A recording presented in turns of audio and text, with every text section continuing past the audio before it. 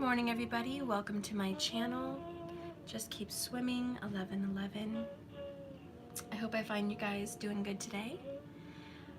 So today we're going to talk about success versus failure and getting lost to find yourself. So we're going to find out, how do we get results?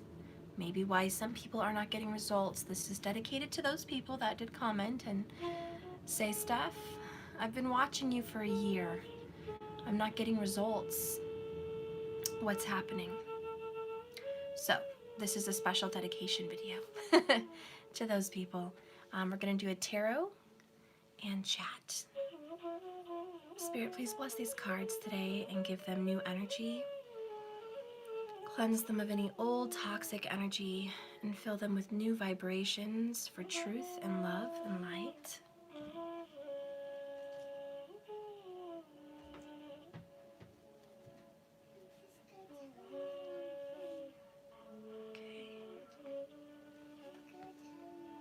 Okay. What?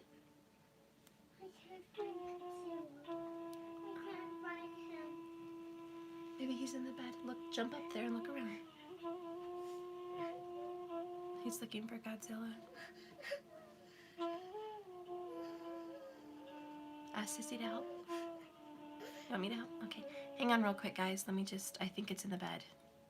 His Godzilla. Hang on, guys.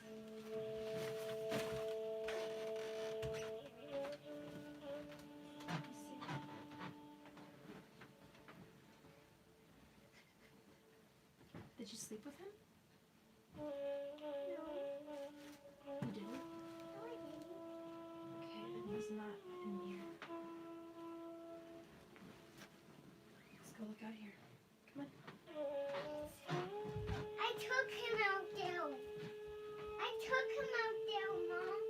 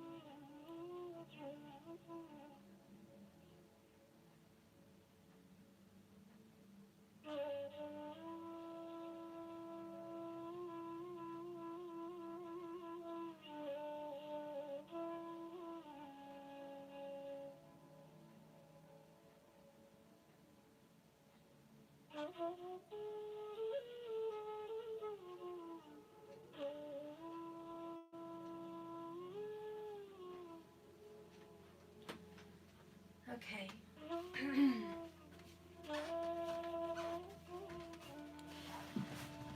All right.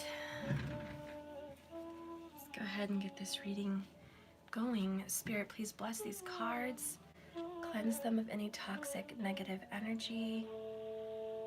Please cleanse my room of any toxic negative energy.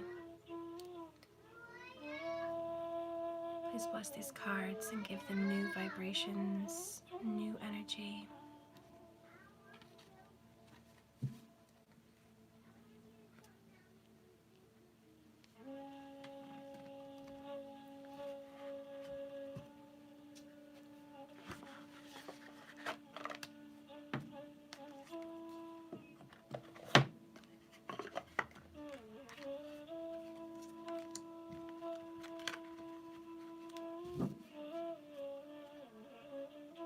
Hi, good morning, guys. Good morning. Okay. All right, well, okay, we're done with that. Sorry for the hold and the pause and the waiting. Good morning, everybody. I hope you're doing good and well. Today we're going to talk about results. And we're going to just do tarot and see what comes out. And we're going to have little chats in between and just see what Spirit wants to tell us. Okay, so this is about you guys and your results. Are you receiving good results? Are you receiving bad? What's going on?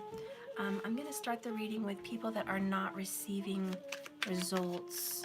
Okay? So we're just going to do this. Spirit, please give me a divine message. For those watching, the people who are not seeing manifestative results in their life, for what they choose to want and have and believe and go after, please reveal a message here with the cards. Okay, so that one is ready. Let's do this one. I think I'm going to do a chakra reading. So, as you guys know, that starts from the base all the way to the crown to kind of reveal our energies, and we can see if we have any blockages. Okay, Spirit, please reveal to me a message for those that are trying to manifest a new life with someone or just themselves that are not getting results. Please show us through the tarot a path and answers. Please show us a path and answers. Okay. Takes a moment to shuffle, guys. Sorry about that.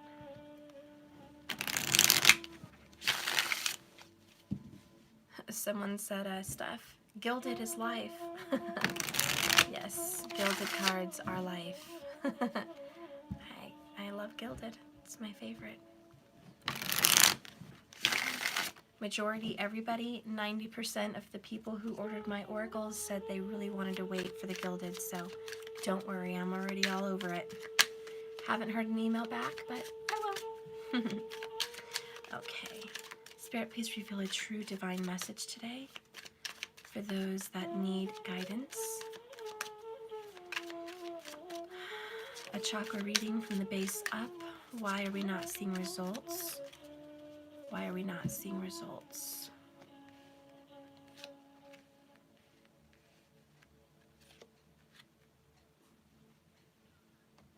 You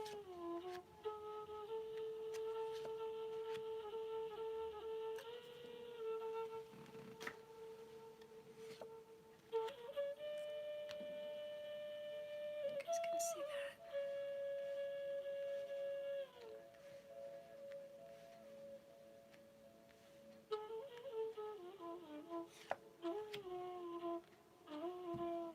Bottom of the deck is Ten of Pentacles. This talks about family, home, and legacy. It talks about marriage. It talks about the people in your immediate family. It talks about your job, your car, everything you work for. The 10th house, Capricorn. Your effort, the energy you put into your career, your home, your house, your assets, everything that you put into it. So right away, overall, I'm hearing you get what you put into it. And I know that's not just the only answer, but that's what I'm getting from that card right now is we get what we put into it. Let's reveal the cards. For the first chakra, the root. Good evening from South Africa. We have the Empress. This is the mother. At the root of your success, at the root of your failure, lies the mother. Ask yourself, what kind of a mother do you have? What did your mother show you? These are going to be some foundations for how you make your success. Does your mother present a lack mentality? Does your mother present a go-get-it, achieving mentality? What kind of a mother do you have? Do you have a mother? Also, what kind of a relationship do you have with Mother Earth? What kind of a relationship do you have with nature? She is the queen, the empress, of abundance. Mother Earth gives. And as we started talking in this reading, we said you get what you give. It starts like the circle of life. The mother who gives birth to you is going to get what you give. It's just a circle. And I feel like the mother is very important for your success. A lot of you are definitely blessed to have a beautiful, wonderful mother. Some of you were unfortunate to lose a mother in your youth, and some of you may not have a good mother. The relationship with the mother can cause a blockage or a path from your root chakra and will guide you through your life and your success. Whatever the case is, there can be a rebirth. Notice the butterfly, transformation and rebirth. Okay, look at her heart. She's got the sun in her heart and the world in her stomach and the moon below her. The mother is Mother Nature and Mother Earth, and your mother that gives life. The source energy. What kind of a relationship do you have with source? And that is the base, literally the base for your success. That's why in the Bible it says, seek the Lord first with all your heart, all your mind, all your soul. Because if you seek source first, which is the first chakra, Divine Mother, you will find success in anything that you do. Let's go ahead and continue. Let me scoot these a little bit so you can see that card a little bit better. It's kind of far for you. There.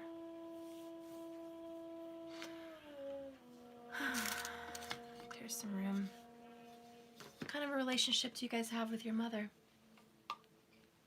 Mother Earth and your Divine Mother, Divine Father, and your own biological mother.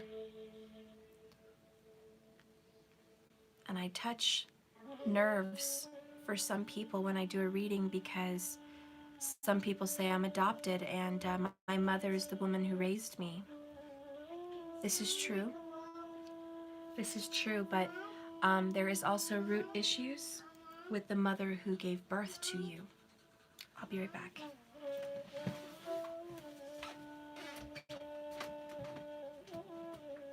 is it? I'm working? I told you. I wanted to make a good salad. She's brushing her teeth now, but she will, Matthew. Remember I told you I have to work? Here, you can plug this in for Godzilla. Matt, you can plug this in for Godzilla under the... Sissy has the charger behind the couch. She'll show you where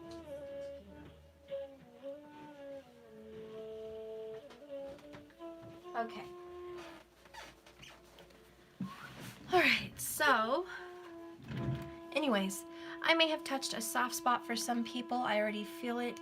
A lot of you don't have a relationship with your mother, or your mother has passed, or you have a difficult relationship with your mother.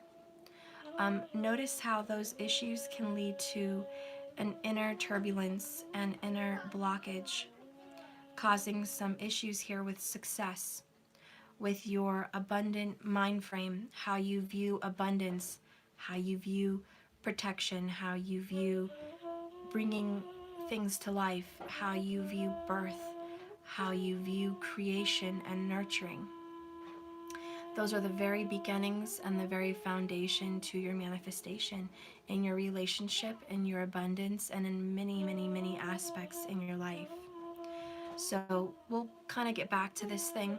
However, on a higher note, if you have a wonderful relationship with your mother, think about how that has transformed your life, how that has given you success, how that has brought you up, how that has given you a mind frame of a go-get-it determinative attitude.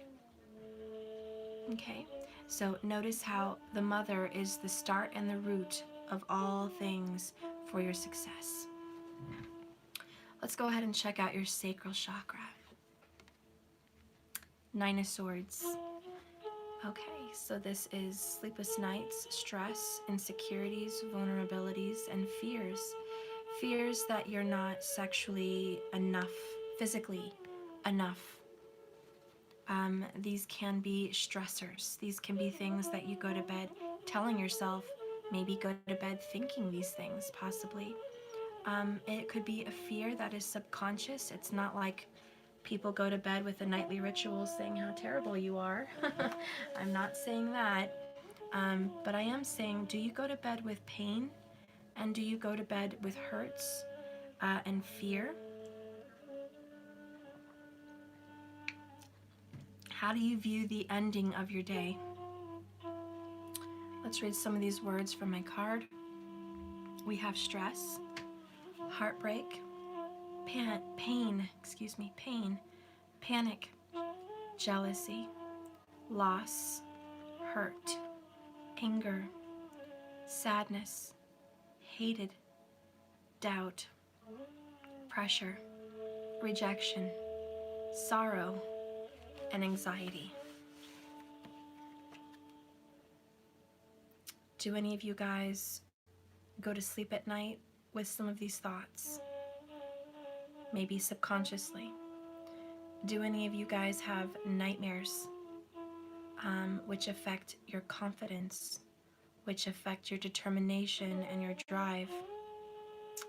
The sacral chakra is driven by Mars, which is your determination and your confidence, your energy, your go-get-it attitude. If we have a sleepless night, we don't have a lot of energy the next day to pursue what we would like. We have a lack of energy, a lack of enthusiasm. If we also have these stressors at night and it affects our sacral, it can affect your sexual life. It can affect how you view sex. It can affect how you view intimacy. And those things can be a blockage. We do have misery. So that can be a potential issue for some of you guys if that is what you're going through. What I'm hearing is probably changing this perspective by changing the way you go to sleep. I'm hearing change your habits. Make peace with these fears. Face your demons. Meditate before you go to bed. Maybe a lot of you do that, maybe none of you do that, but it is something good to try. To sit next to your bed at night, legs crossed, face straight ahead and forward, hands lifted up, asking to receive peace and prosperity and confidence and love for your rest, for your sleep. Making sure that before you go to sleep, you have balanced your mind, body, and soul and aligned yourself with Mother Earth and the universe. Okay? So let's keep going. What's happening in the solar plexus? 5 of Swords. Conflict. Again, it's affecting your confidence. This is other people. The number 5 talks about multiple people. It could be 3 people, it could be 10 people, whatever it is for you. In your solar plexus, this represents your Leo energy. It's ruled by the sun. And it obviously talks about the way you see yourself in the world, the way you shine, your confidence. With 5 of Swords as conflict, I just feel that there's multi-facets. There's multi-people in your family that could put you down, think less of you. There could be family that says things about you. Maybe there's an uncle that calls you a lowlife. Maybe there's an aunt that calls you fat. Maybe there's a grandma that thinks you're no good. There could be family around you that are backstabbers, betrayers, untrustworthy friends, friends that talk behind your back, friends that smile in your face and throw a knife in your back when you turn around, people you can't trust. So for the solar plexus, it's who do you surround yourself with? Who do you spend your time with? Do you spend any time in the presence of backstabbers? Do you spend any time around people or family that think less of you? Have you been confident enough to cut them out of your life? Five of Swords, conflict. Some of you may be conflicted to do so. This is going to change. You're starting to take charge of your life and go after your dreams and stand up to the ones that you need to stand up to. Marcel in the show Originals did stand up to, gosh, I can't think right now. We've got Rebecca, Elijah, Marcel, I always forget him. Seriously, guys, help me out. It happened again. I can't think of his name. It just totally escapes me. The main guy, what is his name? I know his last name's Michelson, but for the life of me, I can't find his first name in my head. It's escaped me. Klaus. See, it always happens. Thank you so much. I don't know why that happens. I really just don't. I don't know why. Anyways, yeah, Klaus Michelson. Marcel stands up to Klaus, which was basically his father. Klaus saved him from a very toxic family. Marcel was a slave in a home in the southern states. I think it was New Orleans, obviously. Anyways, hundreds and hundreds of years ago. And he saved him from being whipped and beaten by someone who was just a terrible, cruel man. And he raised him as his son.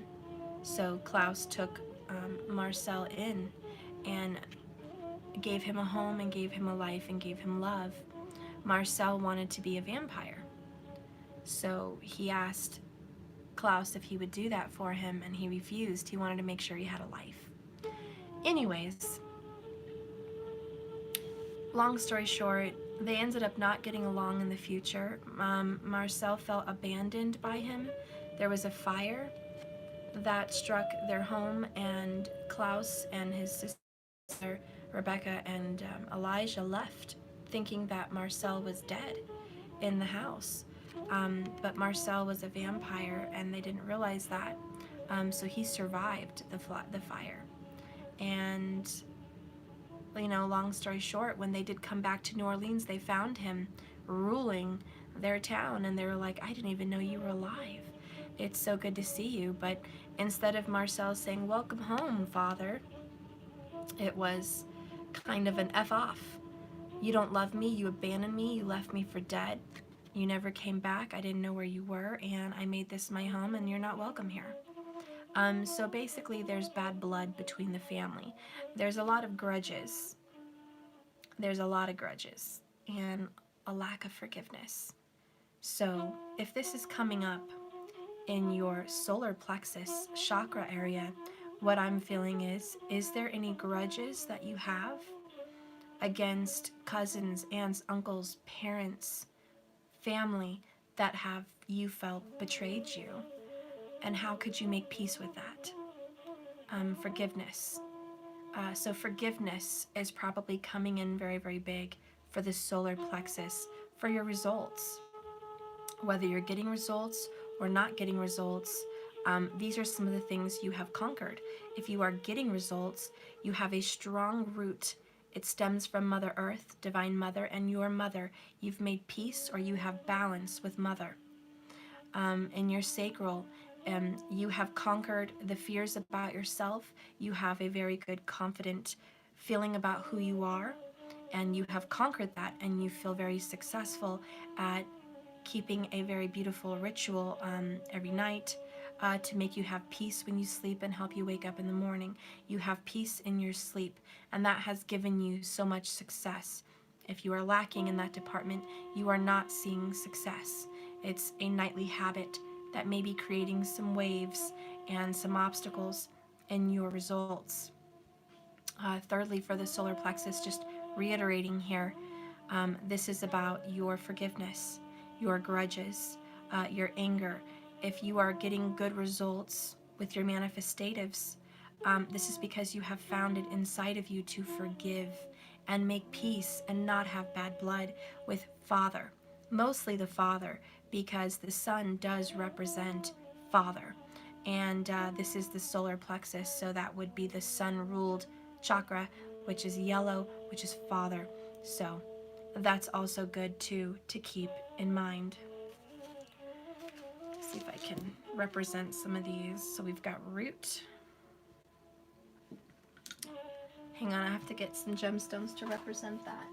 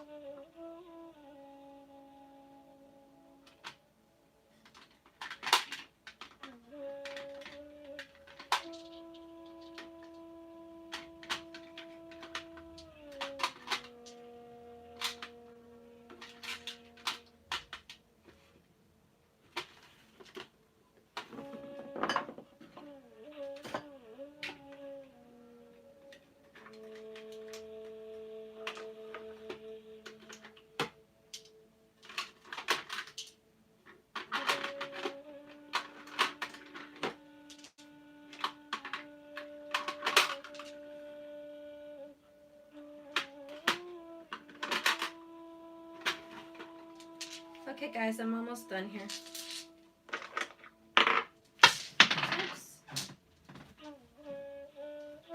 Okay. So, just gonna get some stones to represent those things. So for the root, we have bloodstone. We've got rainbow onyx. You can also use jet. Okay. And I also have carnelian. Okay. So for the root, any of these stones, carnelian, a bloodstone, or a black onyx, jet, rainbow onyx would be very, very good to meditate with, okay, to get results. Those stones would be really, really good, okay? Coming into the sacral, I have mucalite, which talks about confidence, sexual drive, power, all that Mars energy, okay? You're gonna want red or dark orange. I also have red jasper, very dark orange jasper. Yep, let's see if I don't have another one at the moment for that. A Shiva lingam would also be good for the sacral, okay? And then for the solar plexus, you can get a yellow or bright orange calcite, which is really, really good for the sun, okay? And we also have another kind of rubbed down stone, kind of yellow, like a yellow, it's also like a calcite, but that's kind of like a yellow jasper. And even some other kind of a yellowish crystal quartz. Some kind of a quartz. You can have different kind of colors of quartz. That works also really well for the sun, okay? Even pyrite might work really well for your confidence and for the sun. Pyrite is that shiny gold-looking stone, so yellow stones would be very good for your solar plexus, okay? Put these aside over here. Okay. So we're going to keep going.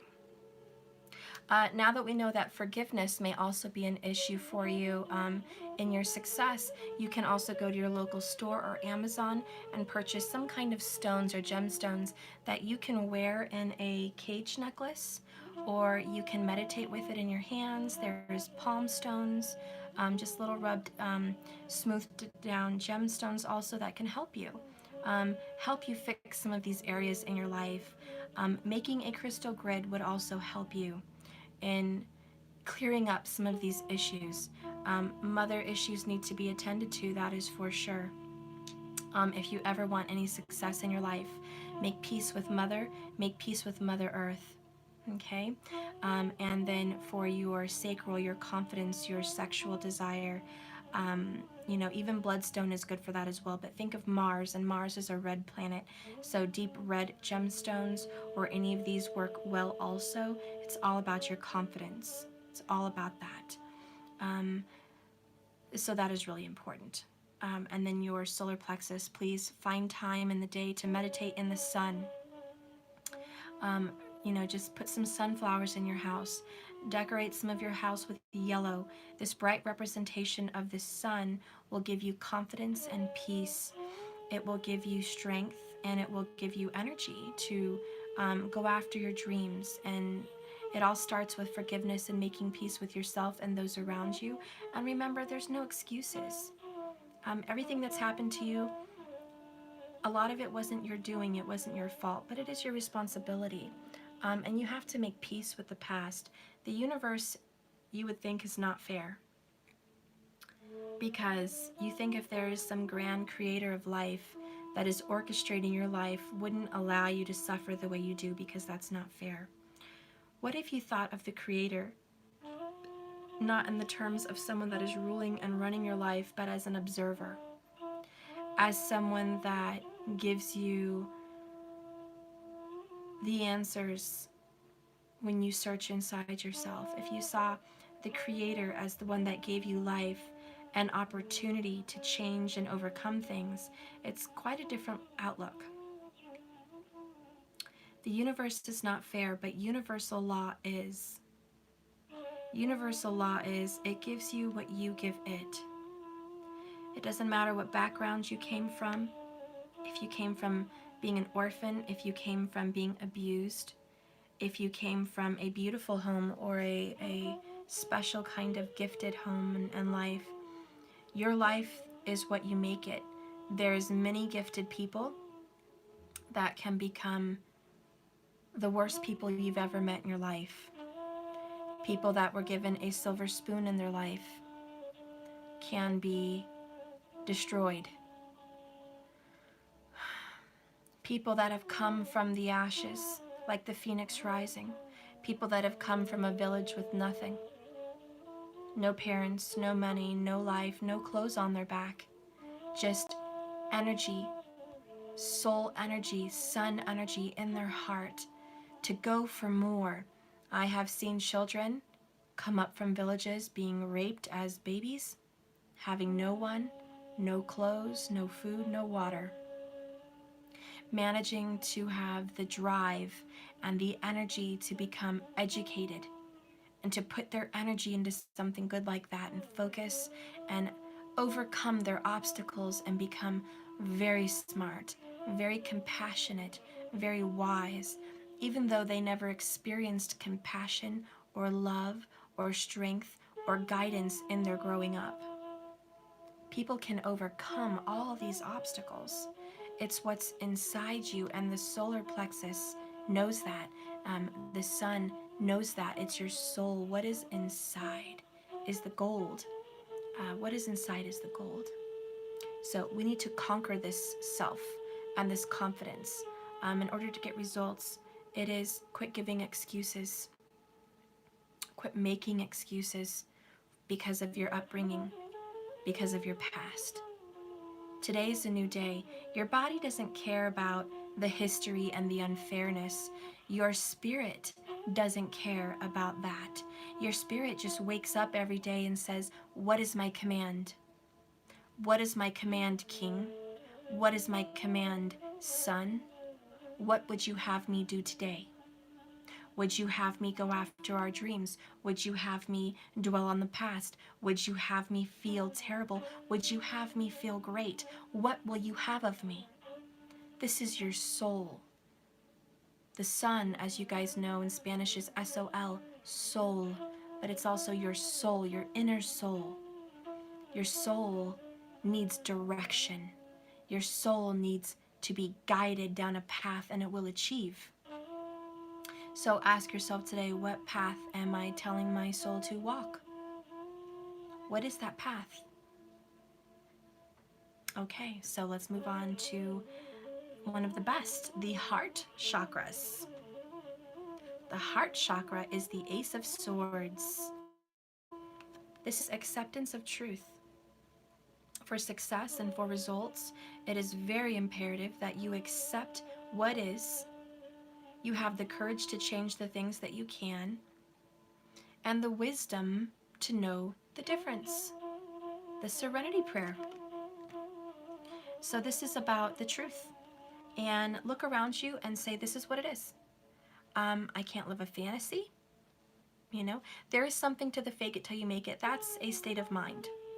A state of mind and a state of being are two different things. It's perfectly good to go after your dreams and fake it till you make it because you are manifesting a life. It's quite the contrary when you are feeling and experiencing a different life than the one you're trying to fake to make. You get my drift? So, feeling is healing. And what are you feeling? A lot of us fake it and we want to make it, but in our hearts there's fears, there's doubts, there's feelings, emotions come into play. And the sword is like, enough emotions, we need to accept what is. Well, what is true for your life? Is there something you cannot accept? Some people cannot accept the color of their skin. They fight it every day. They hate it, they don't like it. They're trying to live their best life, but meanwhile in the mirror, they don't like how they look. Some people hate their hair. They fight that every day. They look in the mirror and go, God, I hate the kind of hair I have. Curly people hair want straight hair, and straight people hair want curly hair. You get my drift? It's not accepting what you have. and there you go. Loving yourself. Loving other people for who they are. Sometimes we get into relationships where we love someone for the potential that they can be. We love someone for the thought of what we know they can be. Do we love them for who they are and what they are not? A lot of us, even with children, family, friends, and lovers, want to make someone better. We want to bring them up. We want to be Rescue 911 for everybody. But we have to rescue 911 ourselves. We have to love ourselves. We have to save ourselves first. Save yourself. The serenity prayer right there. Save yourself. Lord, give me the wisdom to change the things I can. Or I'm sorry, the strength, the courage to change the things I can. I need to find the serenity prayer. I can't remember every single detail of it. I think it is, Lord, grant me the serenity to have peace and accept the things that I can't change. The strength to change the things that I can. And the wisdom to know the difference. Sorry if I didn't say it right, but that is the heart chakra area that needs to be dealt with. Are you accepting things for as face value for what they are? Are you putting stock into something that is non-existent? Are you finding disappointment or stress with something or someone that is not living to their full potential? Are you not living your full potential? Are you not accepting you for who you are? Are you not satisfied with the hair that you have, the color of your skin, the weight on your body, the car that you drive, the life that you have? You know, those things don't matter. The car, the life. But your body, your essence, who you are, you need to accept. Do you accept your age? Some people are ageist. They don't want to be the age they are. It's basically not finding peace with what is. You should be embracing every moment of your life. Being grateful, being thankful. Even if it's not the car you love, it's thank you that I have a car to get around. If it's not the house that you love, thank you for the home that I have over my head. If it's not the best food you like to eat, thank you, Lord, for the food that I am eating. I'm not saying you have to be thrilled about it, but I am saying for the heart chakra, you have to be grateful. Grateful for what you have, accepting what you have, receiving what you have, giving thanks for what you have. If you love someone and you know they can be a doctor, you know they can be an artist, you know they can be a business owner, you know they can be a great father or a great mother, you know they can be a great husband or wife, and you know they have all this potential, and you love them for who they can be, who you see inside them, and that's beautiful. I'm not saying that has to go away, but I'm saying, do you love them for who they are in front of you? You know? Do you love them for looking messy? Do you love them for being broke? Do you love them for being a liar? Why are they lying? Who is under the mask? You know, hurt people hurt people. So who is this Hans? Who is this person that you love and you see potential in? I want you to step out and love them unconditionally. No strings attached. None. You love them right now for who they are. Every toenail, every hair, every bump on their body, every failure and every win. You love them for every piece of them. And you are grateful for them. That is peace. Unconditional love. Now turn around and look in the mirror and do that to yourself. Do you love you for every toenail, hair, shape, form, body, pound, color of your skin, color of your eyes, color of your hair, life experience? Do you love you for every single piece and part of you? That's a little bit harder, isn't it? Yes, it is. Unconditional love goes both ways. It is a double-edged sword, a lot like this wand. It goes this way and it goes that way. Mastering unconditional love is not just for loving other people, it's for loving yourself. And this blade, this Ace of Swords, is actually a double-edged sword. You get what you give. If you love yourself unconditionally, I can guarantee you that you will start to receive love unconditionally from somebody else. I promise you this. I know this, and I believe this, and I feel this, and it is true. It is so true. Are you receiving unconditional love today? Are you receiving unconditional love today? Are you giving unconditional love today to yourself and to those around you? There are some signs that, you're born and it's difficult. A lot of fire signs, you struggle giving unconditional love because you are the empowerment, you are the leader, you are the go-getter. You guys are the ones that say, come and do this and be your best self. So it's a struggle for some signs to love themselves unconditionally and love others because they always see the next achievement. It's very difficult. You have to conquer yourself. Water signs. It's so hard for you to love unconditionally because you're so busy giving all your love away. You hardly have love for yourself. Water signs are the nurturers of the zodiac. They are the fluid flow of life, the flow of love, the flow of giving. They're always up and down with emotions. And for a water sign to love themselves unconditionally and love someone else unconditionally is asking a very high price because water for them is scarce. They're always giving it everywhere else away, and they have a lack of water for themselves. So water signs have to conquer the battle of overgiving. Fire signs have to conquer being insensitive. Okay? There's something to conquer with every element of who you are. And a lot of us are multi-elemental, obviously. So these are things to conquer. For an earth sign to love unconditionally is difficult because when an earth sign believes something to be true and believes something to be so, it's like moving a very heavy boulder by yourself, pushing a rock from a very fermented foundation is very difficult. Changing your beliefs is so hard because when you believe something with all your mind, all your heart, all your body, all your soul, it is hard for you to move from that.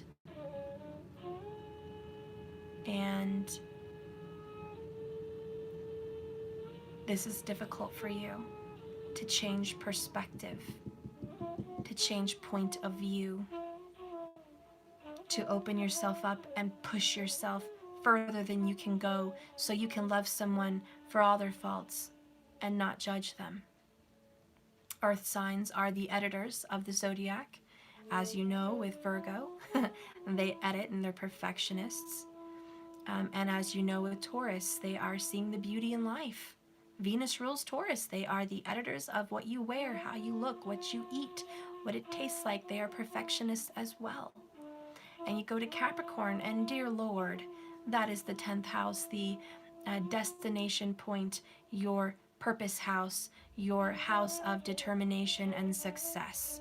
So of course Capricorn is going to have a say in perfection and what should be, because they have experienced so much success and so much achievement. For them to look at someone and love them for a lack of drive, a lack of desire, or a lack of achievement is asking a very tall order from a Capricorn. Asking a Capricorn to love someone who has no drive, no desire, no determination, and laziness is a very tall order. Capricorn sees no excuse. So as you see, Capricorn is very stern, and the earth signs are very set. And it's hard for them to love unconditionally. Even themselves, they are determination as well. They are drive, they are stability. So for an earth sign to forgive and love self for faults is almost unacceptable.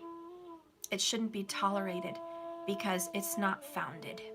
It's not grounded. It's not stable, therefore it's not good. And again, earth signs are more judgmental. It's just who you are. It's your nature. You make judgments so you can secure a foundation. You are checking off on the list what is good, what is not good, what is good, what is not good, what is stable, what is not stable. So for you to, on your little list, check what's stable and not stable and love it anyways is a very tall order. And anyways, that, my friends, is difficult. But it's something that the heart chakra needs, is clarity. The serenity prayer. Okay, and going into the air signs with the heart chakra, the very middle, the very balance of your chakras, of your results and your success and what matters for you, and this is your sword. Oh boy, air signs, it's about seeing things clearly, not looking so far into the future, but loving the present. Air signs, you are thinkers, you are strategizers, and you are creators. So for you to love someone unconditionally and love yourself unconditionally for the present moment and not thinking about the future, Gemini, you want to talk to people, you want to learn about them, you want to get basically in every crevice of their mind. You want to discover someone fully before you open up. You want to know everything about them. Very rarely do you open up about yourself. Gemini is excellent at making conversation and getting people to talk. You can make some of the best CIA investigators, the people that give them the talk, okay, under the little hot light, investigating. Geminis are very slick and sly about getting information out of people, but have you ever tried to get information from a Gemini? They're very sneaky. They watch their words. They know what to say. They say just enough, and they hold back a lot. And then you've got your Libra. the one who wears the masks. Libra, the one that gets along with everybody, that has to be like a chameleon.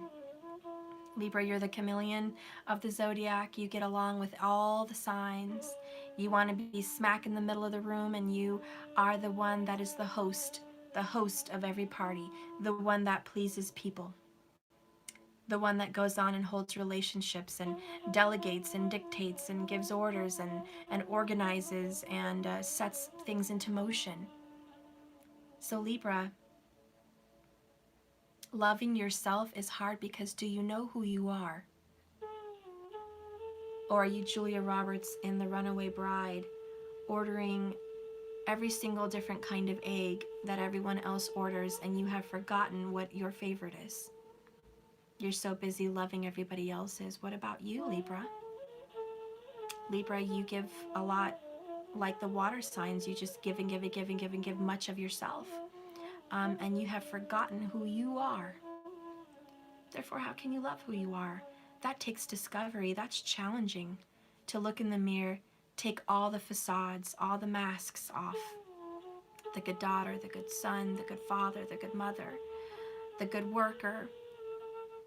Okay? To take all those masks off and find out what's underneath is very difficult for you. Because this may make you feel weak. This may make you feel vulnerable. This may make you feel exposed. It's nice to dress up to the nine and look your best. And Libra, you do that very, very well. You want people to see your best side, Libra. You want them to see the best foot forward. You don't want them to see you broken. You don't want them to see you down. You don't want them to see you in need. You don't want them to see you not put together. Who are you at rock bottom? Love yourself unconditionally. You are not what you wear, Libra. You are not how much money you make, Libra. You are not how many people love you and like you, Libra. This is your challenge. Aquarius. The challenge for you here with this heart chakra, loving yourself, is loving yourself more than you love the world. Aqua, you're very altruistic. You care about everybody's needs, even the most further needs from yourself. You care about human rights, gay rights, animal rights, women rights, men rights, oil rights, land rights. You're so busy caring about the world and the globe. You want to solve world hunger. You want to solve world peace. You want to plant 1 million trees over the world so we can have better oxygen. You want to create groups and organizations that help the homeless, and you want to solve so many world issues. You want to create answers for the ones that need them. You want to solve how to cure cancer. You want to be the scientist. You want to be the discoverer. You want to solve problems. Aquarius, you are the problem solver. You will take someone up from nothing and bring them up by giving them answers and answers and answers and answers of how to better themselves. So Aquarius and Goosebumps are here. Can you love the world as it is? Can you love God as you view him or her? Can you love the homeless? Can you love the broken? Can you love the weak? Can you love the wounded without being fixed, without problem solving? Can you go out into this world today and sit under a humble tree and give thanks for everything as it is, without thinking with your beautiful, beautiful, big mind on how to change the world and make it better? Can you sit under that humble tree and give thanks to the universe for how beautiful and perfect this moment is? Can you quiet the screams of the wounded children in the world? Can you quiet the wounds that you are trying to run from in yourself? All these things you want to make better and heal. That's a challenge, Aqua. That's a challenge. Unconditional love is a challenge, as you can see, for every sign. Cancer, you overgive. Boundaries, unconditional love. Loving yourself is sometimes not letting people walk all over you, not letting people enter your home, and not healing people that won't heal themselves. It's okay to have boundaries, Cancer. Pisces, it's okay to be alone, be recluse, and love yourself and not be in the public eye. It's okay for you not to be around people and not feel guilty about it. It's okay to like isolation more than you like public faces. Quit trying to make yourself fit in, Pisces. You got this. Love who you are. Embrace your dark side.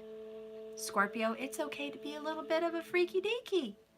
Don't beat yourself up because you have fetishes. Don't beat yourself up because you have desires. Don't beat yourself up because the world thinks you might be a little twisted in the cabeza. That's not their business. Not their business. Not my circus, not my monkeys. Okay? So, loving ourselves here is unconditional. You have to love your shadow side and you have to love your light side. The yin and the yang, the heart chakra, which ironically is in the middle of all the chakras, 3 on each side, is literally the balance. The balance in which all your success, manifestative powers, and abilities exist. You have to hold the balance in the center of your heart.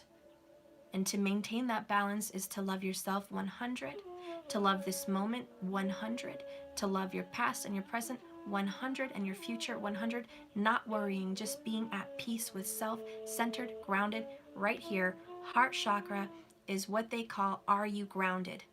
Are you centered? It's not just, are all your chakras aligned? Are all of them balanced and centered? No, that's not what grounded and centered means. Not in my opinion. Grounded and centered means, is your heart chakra at peace? Are you centered? Are you grounded? Have you found this peace in your heart with everything that is and everything that will be?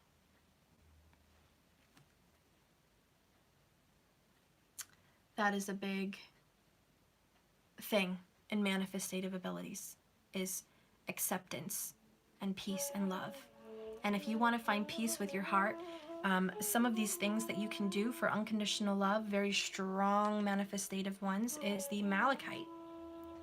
If you guys don't have malachite, it's a very heavy, beautiful, rich, wonderful stone. It can ground you, center you. This definitely gives you peace in your heart and heals your heart. A lot of us have wounds from the past, and like I said, we need to let those things go and find peace with today. Again, your soul doesn't care about what happened yesterday and what's going to happen tomorrow. Your soul says, Spirit, command me. What will I do today? What will you have me do today? It's all about the moment. So malachite is a very good stone for grounding, centering, and peace in your heart chakra. We also have green aventurine, which is very good also. It's a very light-hearted, very light-colored green stone, and it gives you peace, harmony, and balance, emotional balance, okay? You can also use a green calcite, which is a very fun gemstone. It's very light. It's so see-through. It's like ice. Green calcite is a beautiful stone. It's one of the cheaper ones out there on the market, and this is good. You can get this in like 4 or 5 of them and just have them in your hand, have them in your room, have them around your neck. Always have something to heal your heart and center you, always in some way. Obviously emerald, which I don't have, would be very good also. Then you're going to come into rose quartz, one of my faves. Whoops, hold that close. So rose quartz is a beautiful pink stone, and this will give you heart chakra balance, emotional harmony, peace, love, and light. The rose quartz will give you a nice, harmonious, emotional flow, and you will find peace in your heart. So if you are struggling with peace for today, peace with the past, and just peace for who you are and loving you, I suggest some of these stones to help you in your meditative practices, maybe to use them at night, maybe to use them every day, but to hang on to them, to use them for your purpose, for your benefit. Okay? Very good stones to have. And then let's go ahead and take a dive into what's going on in your throat chakra. Woo! This is about the truth now. Buckle up, Buttercup. I don't know what's gonna happen. You think the Ace of Swords would be the throat chakra, but it's actually living your truth in your heart. What in the heck is it gonna say about your throat? What are you speaking into existence? What are you speaking into your life? What do you believe? Are you living your truth? Are you living your life for who you should really be? Let's figure it out. Let's see what's going on.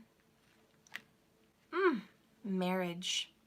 I'm very shocked to see the marriage card for the truth. This is union. This is divine masculine, divine feminine together. Of course, Spirit would give me a toughie. For your truth chakra is, are you speaking union into your life? Are you speaking divorce into your life? Let me get my charger. Plug this in. I am a love channel, so obviously love would come up in my reading for the truth. I'm also looking at the Bible behind the rings. So my first go-to with your truth, what is helping you or preventing you for your success? What do you believe? Is it the truest path for you? Do you believe in marriage as a biblical sanctity, an organization and a contract that you will not founder, you will honor those vows till death do you part? There is no changing, there is no growing. It is what it is. You marry someone, maybe by choice. Maybe you marry someone because it's arranged. And whatever it is, you are to abide by that marriage. You are to abide by that contract. Whatever that is. Does that make you fulfilled or happy? Is that a truth you want to live by? If you had an arranged marriage today, would you honor those vows? Would they be as true? Versus if you fell madly in love with somebody and you married this love of your life and you wanted those vows to be true. Are you using marriage vows to your advantage when needed and not to your advantage when not needed? What is the truth behind this belief system?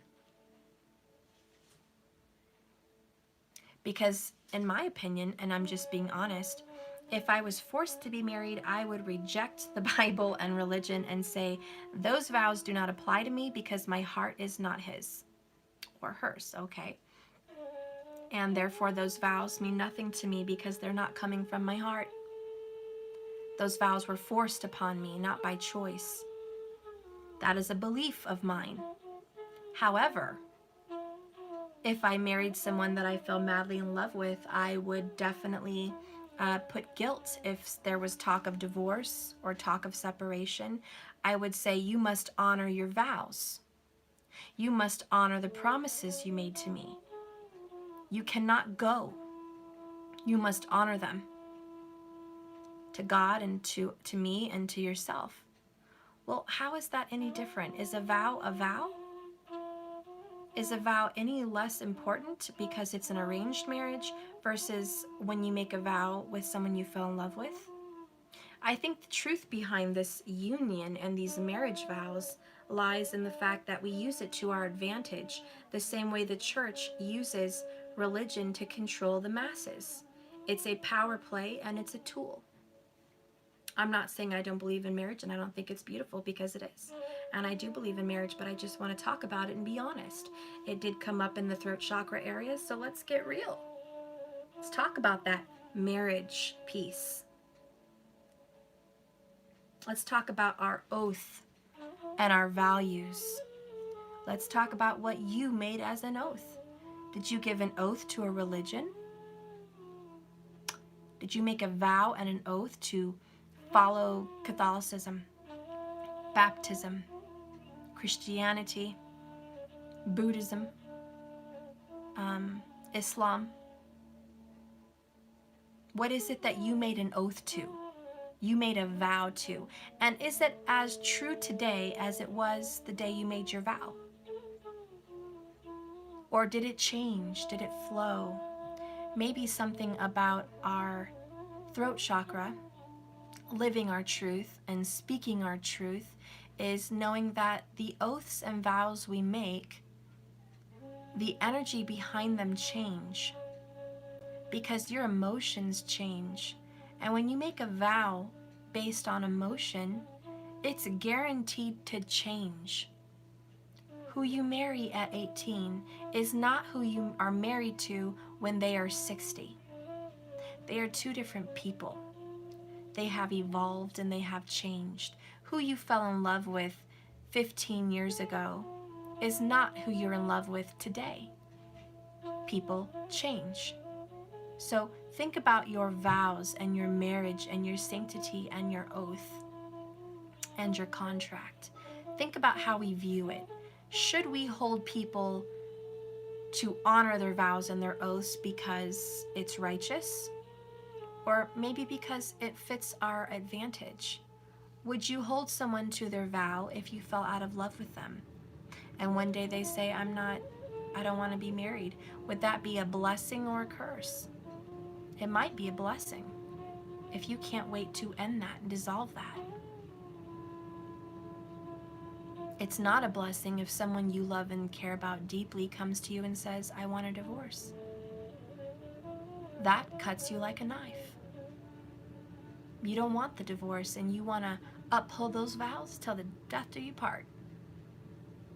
You know, what truth do you live by? Are you open?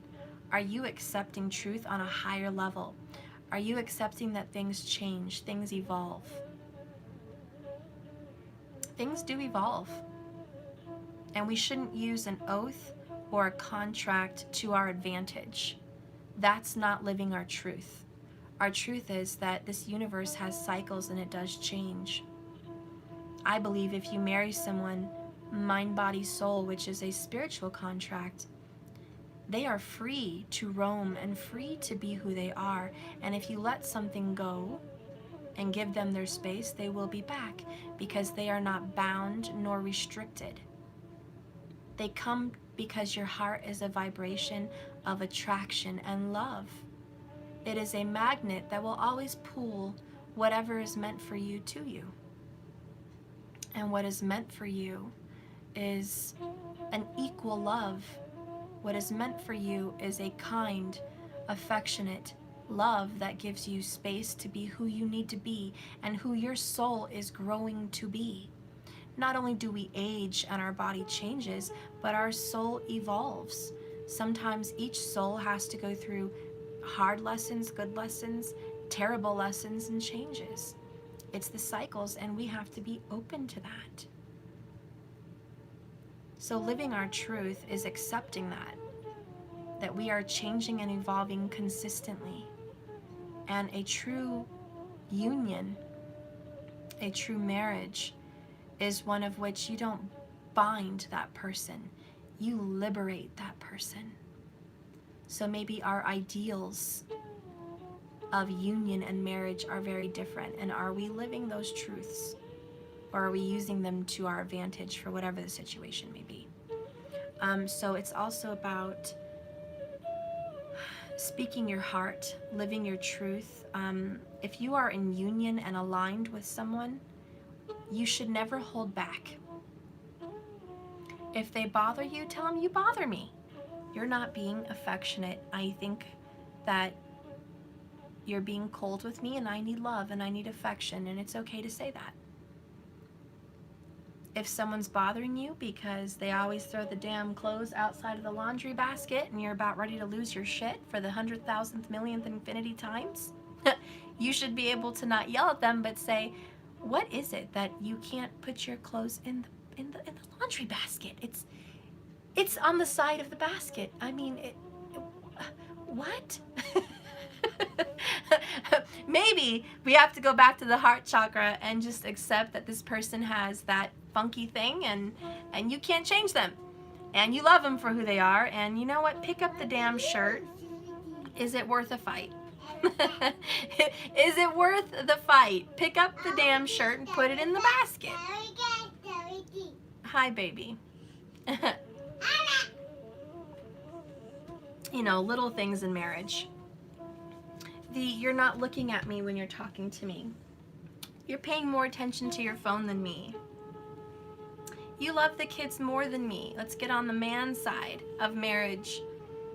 Honey, you snuggle the kids, you wake up and breathe the kids, you live the kids. What about me? I need love too. I'm a big baby. Men, speak up. You want affection, you want love. Live your truth. Grab that wife or husband, spouse, whoever you are with, and say, I love you and I want you and you're mine. That's what's most attractive about you. You see, your spouse may lose track of romance, and sometimes it's up to you to live your truth and turn it on.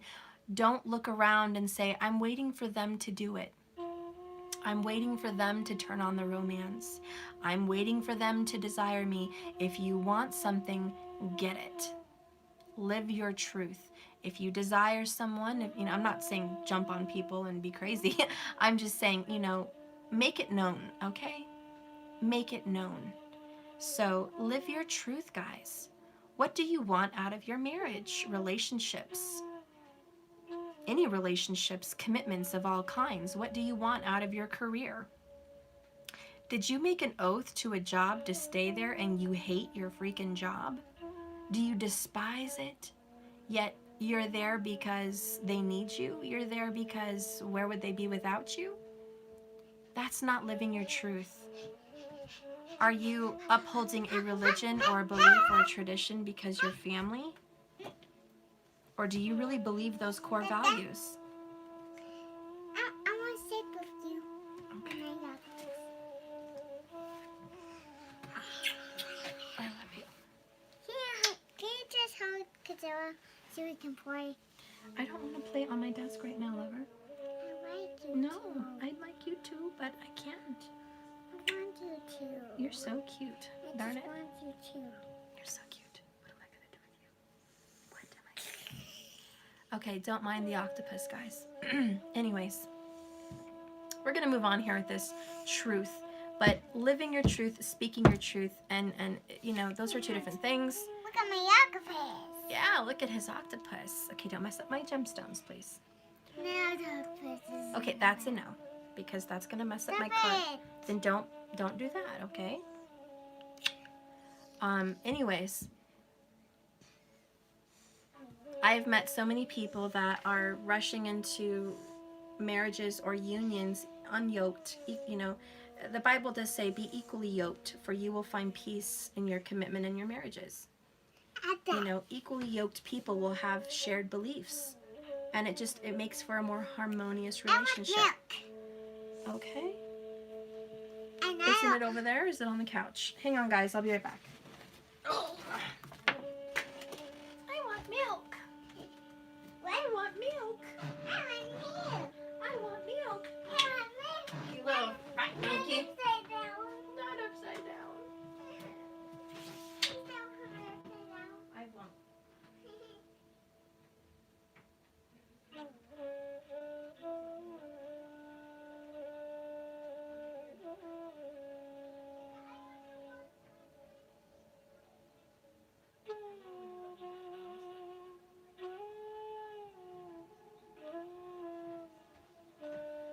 Okay. Distractions.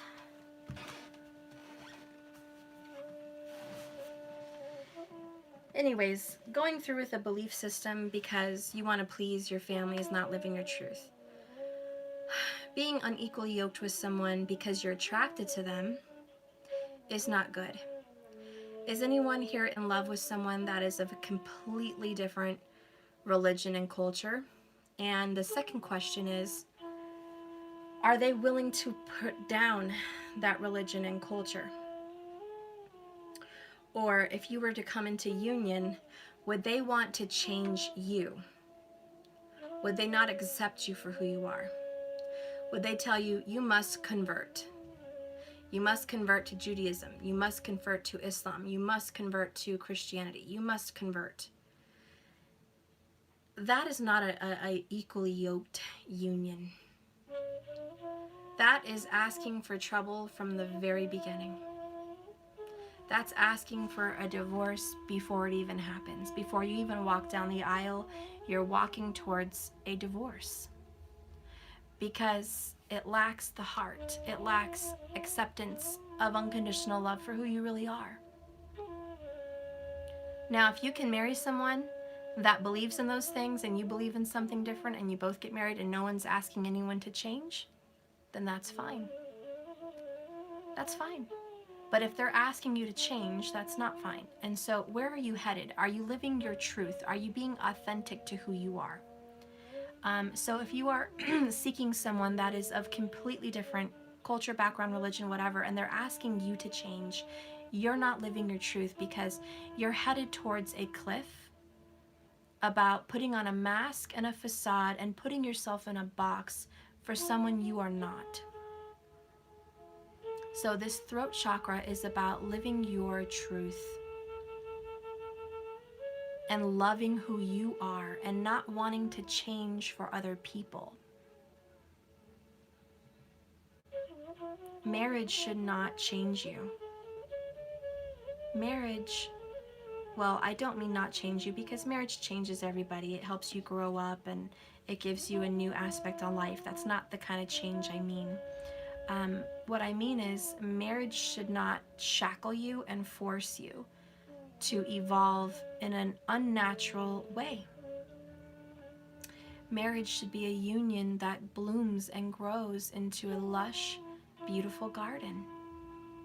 A garden of love, a garden of trust, a garden of beauty, a garden of soul growth, and a garden of ascension.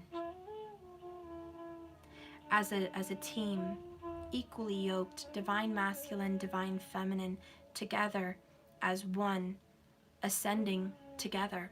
And if you are finding frustration with any manifestations, are you beating down a door that is not for you, for your best purpose? Sometimes God's rejection is your protection. Sometimes not rushing into an unequally yoked marriage is saving you rather than giving you the answer to your prayers. Because I don't think the answer to your prayers is to be beaten, to be pushed down, to be made less than, and to be forced to live in a box. So if you're praying for this marriage and Spirit sees you in a box beaten, I don't think the universe is going to grant you favor in that prayer, even though you may not see where this is going to lead you. So think about where you are finding your truth, your true love. Where are you putting your faith? Also, the throat chakra, who do you put your faith in? The universe, God, self, or a lover? This truth throat chakra can lead to codependency issues. If you believe and have faith in someone more than yourself, you're automatically codependent. Because have you guys ever seen Coming to America with Eddie Murphy? It's kind of an old movie, but it's a good one.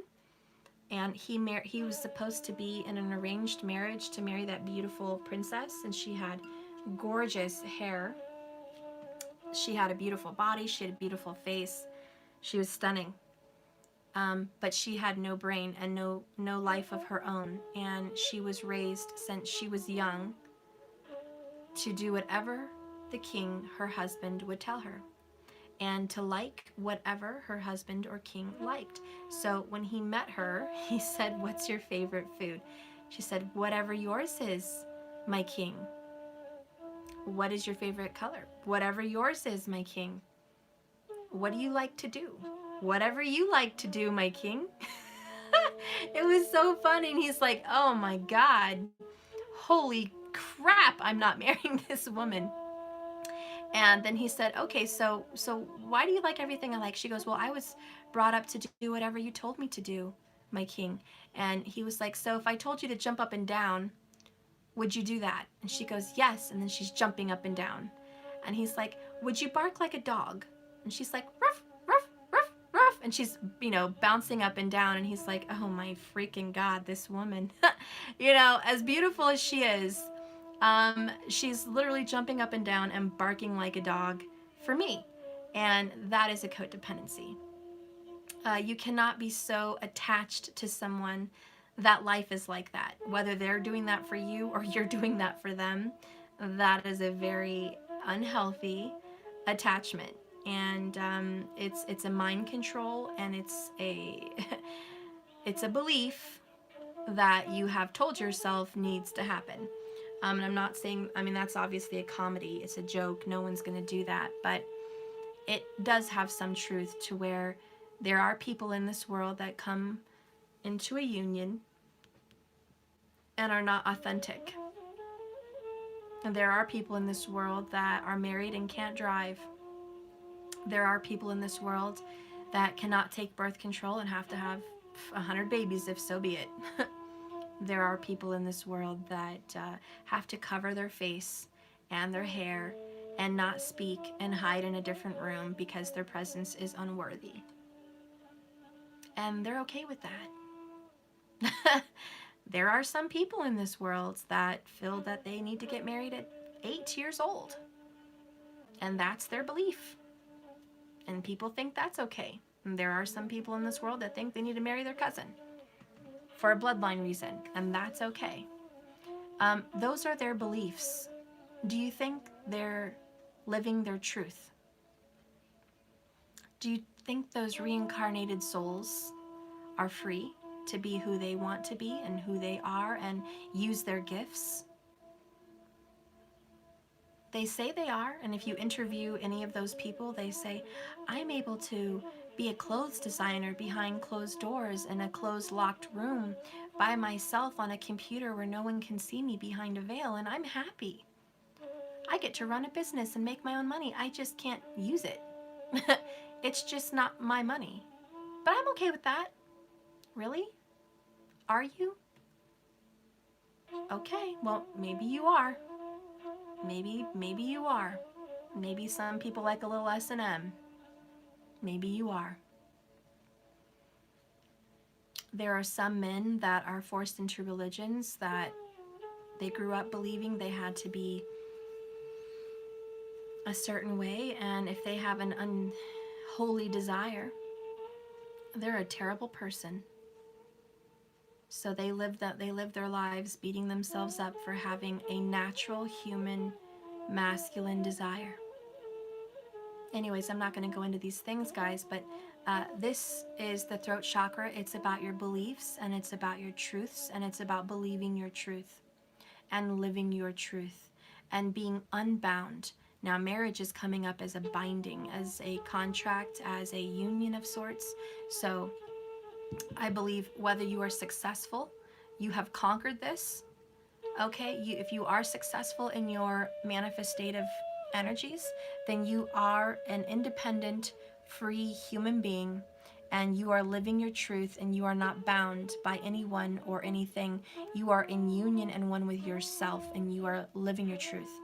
If you are struggling in your manifestative abilities to create wealth, to create union, to create something, I believe, based on this reading, that there is a struggle with your belief system, that there is a codependency, and there is a belief system that is not for your best and highest good, nor your own personal interest. And if that belief system is hindering you from freedom to manifest what you need because you are not a free person, then there's your answer. There's part of your answer. You are not living your truth, and you're not speaking your truth. Some of you guys have to hold your tongue and honor, okay? Honor your parents, honor your spouse, honor your vows, whatever it is. Someone is holding their tongue and out of honor. Okay, so that can definitely be an issue in your manifestative or your freedom. Some of you guys have found that you are millionaires, you are wealthy, you are investors, you are free people because you are not bound by anyone. Okay? And the best cure for living your truth and being empowered, the first one that I pick is lapis lazuli. And this is beautiful. It's a very royal stone, actually. It's got flecks of like pyrite, and it's got this blue energy here. It's beautiful. Lapis lazuli was actually very cherished, even by the pharaohs. The feminine pharaohs wore this. It was about intuition, and it was about royalty, and it was about power. It's an empowering stone, and it represents living your truth, speaking your truth, and being fearless. So blue is just really profound for your throat chakra, and the throat chakra is represented by a blue, usually a light blue, but it's still a blue, okay? A very light blue or a blue is fine. Also, you can get some sodalite, which is a much cheaper version than lapis lazuli. And sodalite, if you guys can see, is blue. It looks a lot like lapis lazuli, except it's more of a royal blue. It's more of a deep blue. And the lapis has more of a very bright, vibrant, fun blue. This is more serious. But sodalite is cheaper. It's a good stone to hold. They can come very large. They're great for palm stones, and these can help you speak your truth and have confidence and live your truth also. So sodalite is really, really good for speaking your truth. And so these are the two stones that I have. Any blue stone would be great, even light blue. Turquoise, if you have one, also would be good for the throat chakra. It's just about speaking your truth authentically and being an authentic person. So those are very good stones to use for your truth, okay? And you can use that in all your meditative practices and wear them daily. Blue topaz, yep, there's another one. There's all kinds of beautiful blue stones, guys. There's blue calcite. There's just beautiful stones out there. So there's a lot of blue sapphires. Obviously, if you had one, would be great. So all of those are really, really good. Okay, so let's move on over here to the third eye chakra. We have the decision, Two of Swords. The people that are definitely being successful in their manifestative abilities know where they're going. They go to the fork in the road and they make a decision. They make a choice and they follow it. They take action. The Two of Swords can be seen as an indecision, but it does represent the decision that needs to be made. But it represents somebody stalled, somebody sitting on a rock, not walking, not moving, trying to figure out the best course of action or the best road to take. Sometimes even the best person to be with, making a choice between options. So in your third eye, you have to see something before you can get there, believe it or not. There's a lot of people that believe that the world that we see is a projection. And what we see is what we believe to be true in our lives. A lot of you know the road to work every day. A lot of you know the buildings in your town. A lot of you know and can see where you're going. You have an envisionment of where you're going. When you go to work every day, you envision it, you know where you're going, you see your desk, and you know where you're headed. So it happens every day. So your mind projects that projection every day. Whatever you see yourself doing, living, your house, your children, your family, your body, yourself, you see it in your head before you look in the mirror. You know what you look like. You know what home you live in. You project it. You see it. The third eye is a key factor to manifesting what you want. It's absolutely important. And it does represent believing first before you see it. Your intuition, your sixth sense, your knowing. It's very powerful. It's the third eye.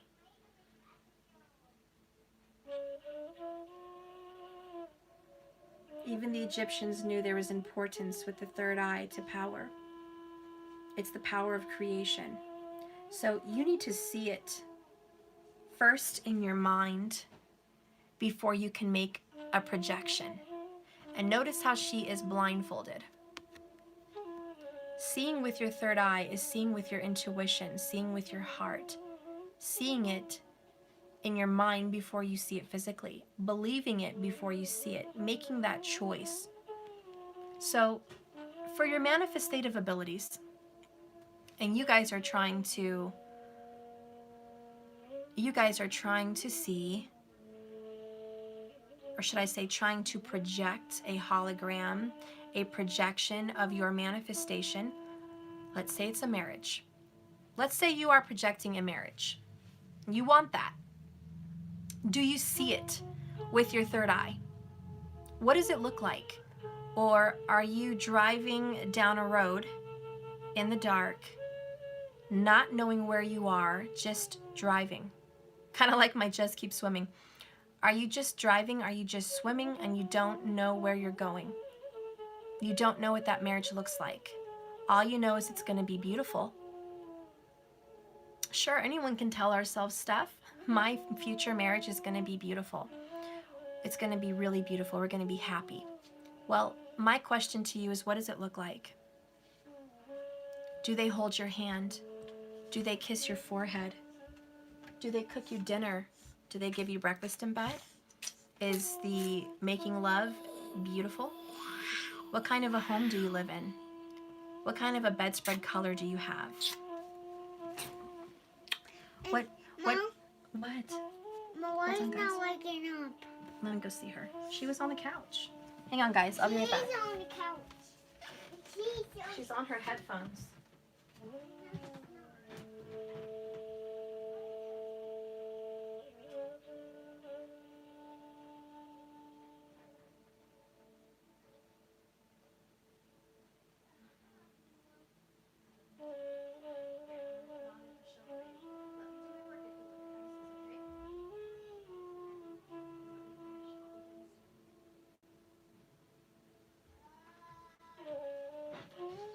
We're almost done here. Okay. Anyways, with the third eye, it's about being descriptive. With the third eye, it's really about seeing something and believing it before it actually happens.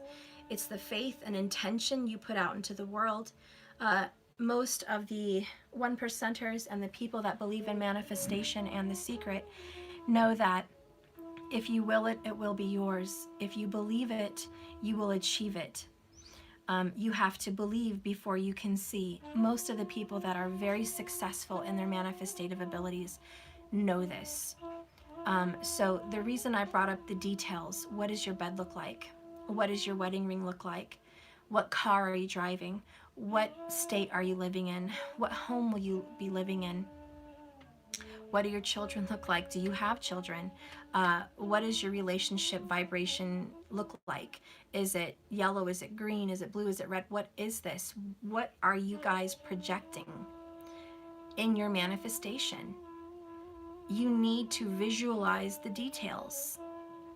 The bedspread, the roses next to you on your nightstand. You need to hold that vision almost daily and subconsciously, certainly. Okay, and you need to have that, and that's why it's good for a lot of people to create a vision board. You can get a cardboard at the Dollar Tree for $1. They're black or white, and you can get little thumbnails and pins, and you can print things off at the library or from your own computer or magazine clippings, but you can print off things that you love. You can even screenshot a lot of images as you're searching on the internet, screenshot it and print them out at your local Walgreens or CVS or Walmart or wherever you go to print things out. And you can print out these in 8x10s, 5x7s, 4x6s, whatever. You can print out these images and you can thumbnail them to your vision board. however you want to create that vision for your life. And you can't hide it behind a bedroom door. You can't, you know, put it under your bed. You have to have a vision board where you see it every single day. Somewhere where you walk by and there it is, and your subconscious is constantly reminded of that vision. Maybe put it in the hallway. Maybe put it in the refrigerator. Maybe put it above your bed at night. You know, maybe put it in your office, centerfold right there in your office if you have one. Wherever you put it, you have to constantly be reminded subconsciously, this is my life. This is my life. The more you tell yourself this and the more your brain tells itself, this is my life, the more that your projection and your hologram and your projection of life and the way you create things, because you are a creator, it will start to come to fruition. It will start little by little. It will start, you know, let's say you imagine a house and a car and a family and a marriage. It will start by maybe getting you the dog you wanted. Then it will start by getting you the body you want. Then it will start by getting you the car you want. Then it will start by getting you the job and career path that you want. Then it will start, by meeting that person or having that person come into your life. Then it will start by you find yourself living in the house you dreamed of. You know, all these things will start to take place. It doesn't happen overnight, but it starts to take place. It's all the little things. Everything gets aligned when your vision is pure, when you have details. The universe is like, okay, you want a good life. Cool. So what does that look like? They want details. I want a red bedspread. I want a huge king-size California king with a tufted headboard. I want vaulted ceilings in my master bedroom. I want my spouse to cuddle with me every night. He or she will look this way. It will feel this way. I want to have a big, soaking bathtub in my bathroom. I want to have a bazillion makeup brushes. I want to have this figure. I want to have this life. I would like to have an office and a job where I can be home and do this. I would like, all these things. So the key to manifestation is really painting a picture, and an artist paints details. Now, if you want to be Van Gogh and paint some distorted pictures, then you're gonna get a distorted manifestation. I don't know what you're gonna get. Okay, I ain't no Van Gogh. I don't know what you're gonna get, and you probably don't know what you're gonna get, but it could be great. And then you have the detailed artists, the Michelangelo, things of that nature, the details in the fingernails, the details in the creases of the hands and the curl of their hair. Create these details. Create it, and it will be yours. Will it, and it will be yours. So empower your third eye by vision, not with your eyes, but with your mind. So that is the pineal gland. You have to activate the pineal gland. Some advice I can give you is getting off fluoride. Fluoride calcifies the pineal gland. And as you guys know, a lot of toothpaste manufacturers have fluoride in it. A lot of water bottles have fluoride in it. Even your tap water has fluoride in it. I wonder why the 1% does that. I wonder why they fluoride the shit out of our lives.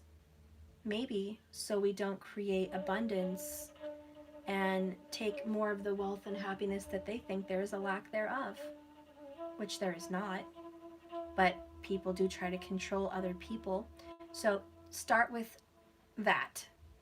Okay, this will activate your pineal gland. It will at least help activate it. It will awaken it. Also, to activate your pineal gland is to read. Read. Your pineal gland is activated by imagination, thoughts, creation, intuition.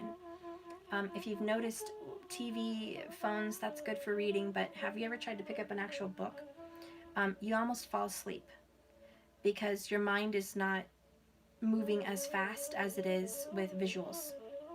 So when you're reading the words, it's just too slow. And when you slow your mind down, it starts to fall asleep. So practice reading an actual book so your mind can slow down and really start to ponder and use imagination and not have the crutch of having everything given to it.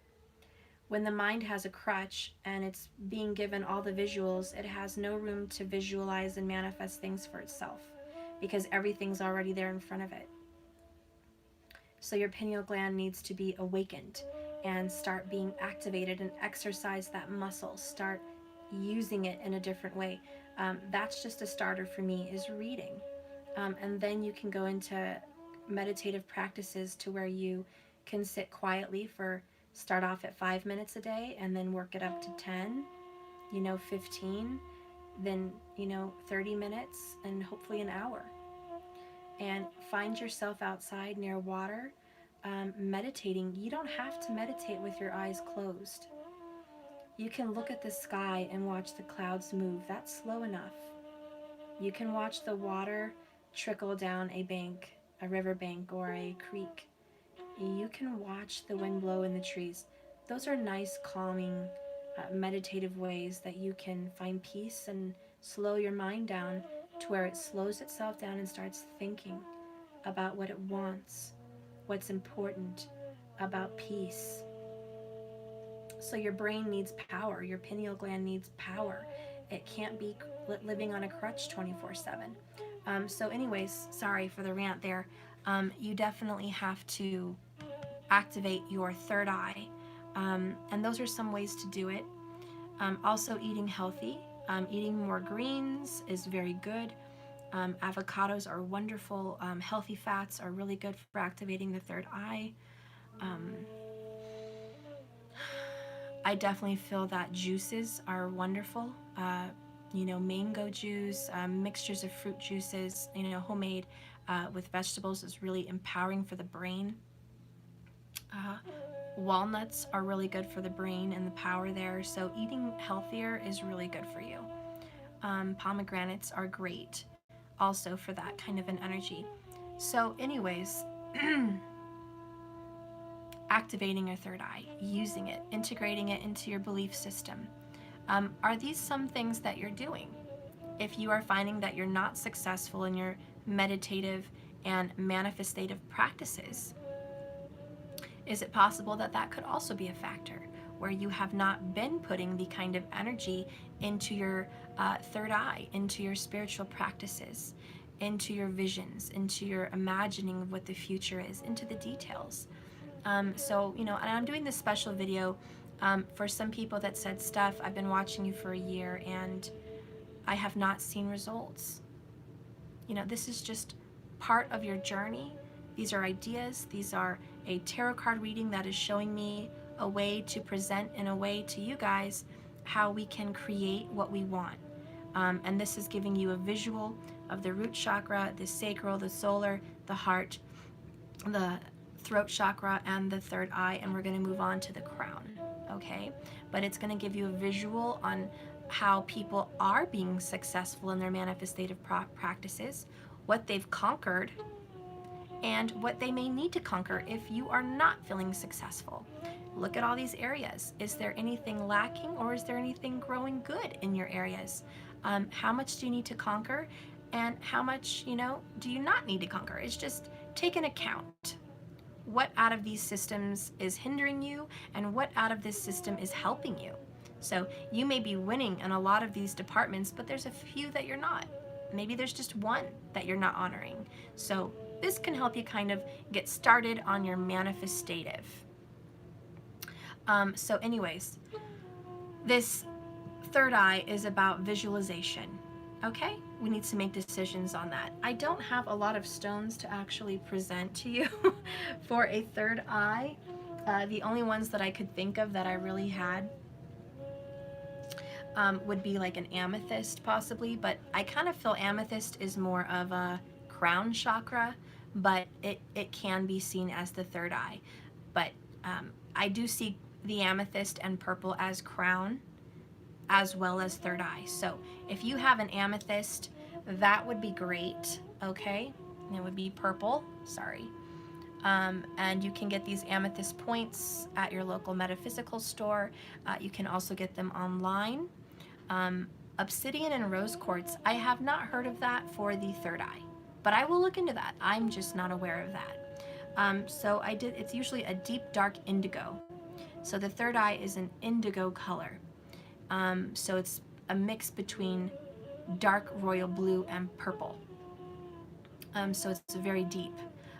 So I do like that. So, purple is close enough right now, and we're going to use that one. I also have this hematite, and it's covered with titanium, and it's got the beautiful rainbow. And this can represent balance. It can also represent emotional balance. The rainbow does represent all of the chakras and a nice balancing. And I think for the third eye, a nice balancing would be nice. You can use fluorite for the third eye as well. It does have purple and green for the heart and clear. But if you really want to hone in and focus on the third eye, a very deep purple or indigo. Do you see this hematite here? It looks very indigo, doesn't it? It's got the purple blue. Kind of see that? And these hearts actually come with my tarot deck. I have some of these, so if you've ordered my tarot, you may get lucky and get one of these stones. But this is a really beautiful stone for the third eye. It's visualization, manifestation, balance, grounding, stable, sturdy, concrete thinking, concrete visualization. So I do love that. I also chose labradite for the third eye, and I love it for its reflective abilities. Do you guys, it looks like a little dragon scale. I don't know if you guys can see that. But it has this reflective, it usually has a blue, I don't know if you guys can see that, it's like a blue and green reflective energy. And it has light blue flecks and green, and it's just beautiful little sparkles of beauty. Anyways, labradite would be really good for the third eye as well. It's very dark. It has this reflective ability, and I definitely feel that this would help you hone into a focused visualization. I also feel third eye for me is a point, and I don't have a point, but if you could get a labradite, I can't talk, a labradite pillar or point, that could work, okay? I even have a little titanium crystal that would work for third eye activation and meditation. Isn't that pretty? So again, it's got the titanium, it's got the colors, it's got the point, and this is like a crystal one. Isn't that beautiful? And so this would be really good also for the third eye. So any kind of metallic, rainbow looking kind of look would be beautiful. And like I said, amethyst is great. You can use amethyst there for the crown. But this would be really good for your third eye activation. And it's just, it's good to meditate with. It's good to balance yourself with this. Ground yourself and start visualizing. Labradite's actually very lucky for visualizing. And so I really suggest that highly because you get to see the whole picture. And it's really empowering for your emotions and your physical to be aligned, and so I like that. These rocks are my suggestion. I'm sure other people have more suggestions, but these are the specific suggestions. For the throat, I did say sodalite and lapis lazuli, so I don't want to mix stones that I use for the heart, for the throat, for the third eye. I would like to have a separate usage, and as you can see, the colors here do make a difference, okay? You've got your dark black, greens, browns, and deep, deep, deep reds, very earthy, very dark for the root. And you've got more orange, very dark orange, very red for the sacral. And then for the solar, you're gonna go into yellows, bright yellows, deep yellows. And for the heart chakra, you've got the dark greens, the light greens, and the pink, okay? And then for the throat, it's always blue. Okay, a bright blue, lapis lazuli is better. You can also use blue topaz, blue turquoise, something very light blue is also good. Aquamarine, so on that, yes, that could definitely be used, aquamarine. That kind of goes more into the green area too of the heart, so be careful with that. And then third eye, your amethyst or your hematite, your titanium glazed stones, and then your labradite. okay? And I'm sure you can look online, you know, for other gemstones. Sage Goddess is who I love to use. You can go there. It's www.sagegoddess.com. She has a plethora of beautiful gemstones, and I would love that. So you guys can go there, okay? But yeah, greens, Moldavite is usually green or orange, so that would be more in this section, not so much the third eye here. But I would go to Sage Goddess and see what she suggests for third eye activation in stones. Anyways, deep indigos is very good. So blue and purples are going to be your third eye. And if that's an easy go-to for my viewers, purple and blue go-to for the third eye, deeper colors, and rainbow colors if possible. Okay, and let's move on now to the last, the crown chakra. Lapis, I guess you could use that for the third eye, but if you get technical about it, this is lapis, and it's very blue. And that would be more for the throat chakra, which is very blue. So I guess I'm more OCD about my colors. There are some people that are pretty open about their colors, and they kind of have a nice blend. But as you guys can see here, I'm very specific on how the rainbow chakras look and what colors go with what section. I'm very particular with it, but some people aren't. You can be open. You can use some for multifaceted purposes, and that's okay. I'm just not like that. I actually store my stones separately too, in different containers. I don't keep them together. I know malachite is one stone that you should not charge next to any other stones. Malachite needs to be on its own. There are some stones that need to be on their own, away from other stones. So try not to keep them together. Anyways, let's move on. Crown chakra. Whew, what do we have going on for our manifestative here? Ooh, the Emperor.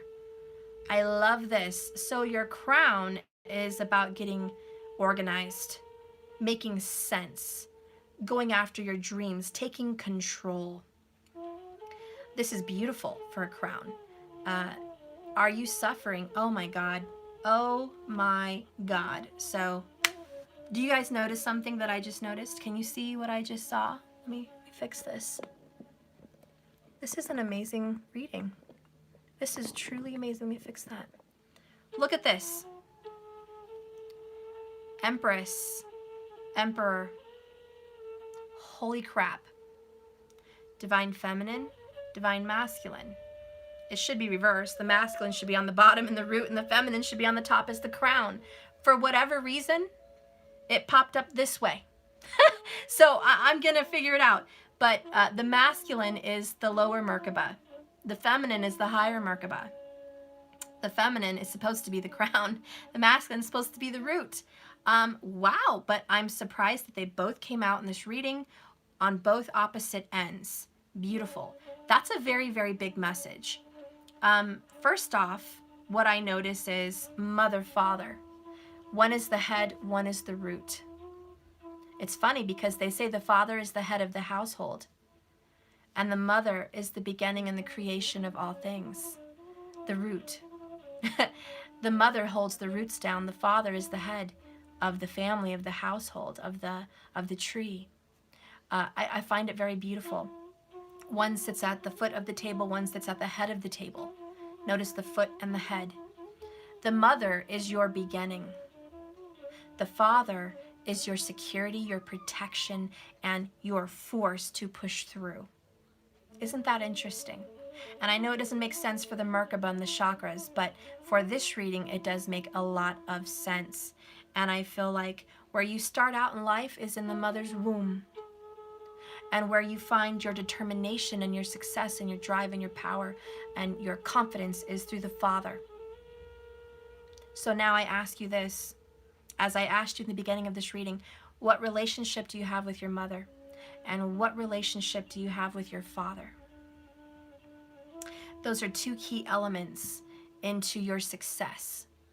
And it makes perfect sense, even in your astrology chart, that the mother-father impact your destiny. Your birth plan, your birth chart has to do with your parents. People being reincarnated have ancestral DNA, karma, and things to tackle. Your DNA, your karma does have something to do with your ancestral DNA. That's another component to your success and your manifestative abilities. What were you born into and how have you conquered that? Were you born into peace and harmony? Were you born into strife? Were you born as an orphan? The mother-father aspect are the starting and the ending of your success. Have you made peace with whatever that is? And that makes sense for the bottom of the deck, 10 of Pentacles. Legacy, family, DNA, marriage, home, house, all of the above. Your stability, your energy to manifest resides in your house. And what's in your home? Your family, your DNA, your history, your ancestry, your pictures. When you go to sleep at night, who do you carry in your soul and your heart? Your family. Do you have a good relationship with this family or do you not? Is your family in strife or are they not? Are you in a beautiful, balanced family or are you not? It doesn't matter your upbringing, and we've talked about this before. It doesn't matter if you were an orphan in a tribe somewhere, clothes, like you didn't have any clothes, you didn't have any food, you didn't have a mother or father, and you were abused. That orphaned child can come up to be a beautiful, important entrepreneur and very educated person, coming from nothing and no one. So don't give yourself an excuse in life that I was abused, I didn't have anyone, I didn't have a life, I was hurt, my family. I know all those things are true. Yay! I know all those things are true, but it should not affect your abundance. I'll be right back, guys. Let's go open it out here, please. I'm trying to work and it's too loud in here. I'm trying to finish up. I'm on my last card there. You are so cute, but what is going on?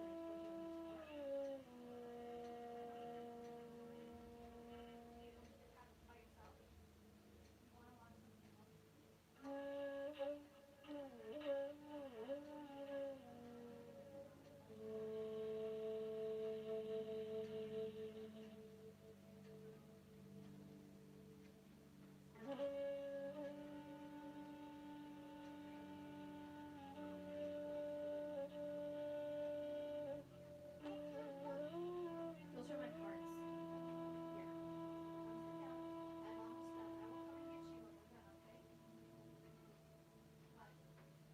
Yeah. Sit down. I'm almost done.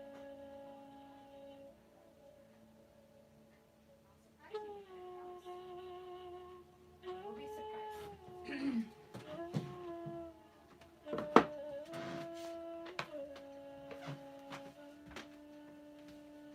Okay, my lovelies. As Cindy G would say it. Anyways, as I was trying to say, we cannot give ourselves excuses for our manifestative abilities that we are incapable of manifesting what we want based on our past. And if you want to catch up to some of that information, please go to the beginning of the video and you can catch up on some of these cards talking about the past and making peace with the past so you can manifestate. I only had about 50 people watching at that time and I have 200 something right now. So a lot of you have missed that earlier part. So please don't forget to rewatch and go to the beginning of this reading, okay? Anyways, it doesn't matter what your past is and what you've been through. Your soul wants you to conquer that past. Your soul wants you to make peace. Your soul wants you to feel good about yourself and know that you're the creator of your destiny. And yes, the father and mother are an important role. Now, there are some people that say, Steph, I'm adopted and I'm happy.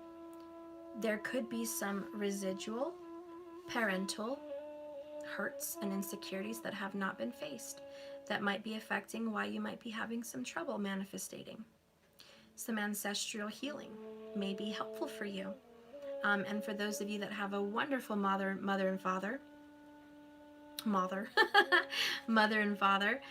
you may be struggling in your manifestative abilities because all the other things in between are at play.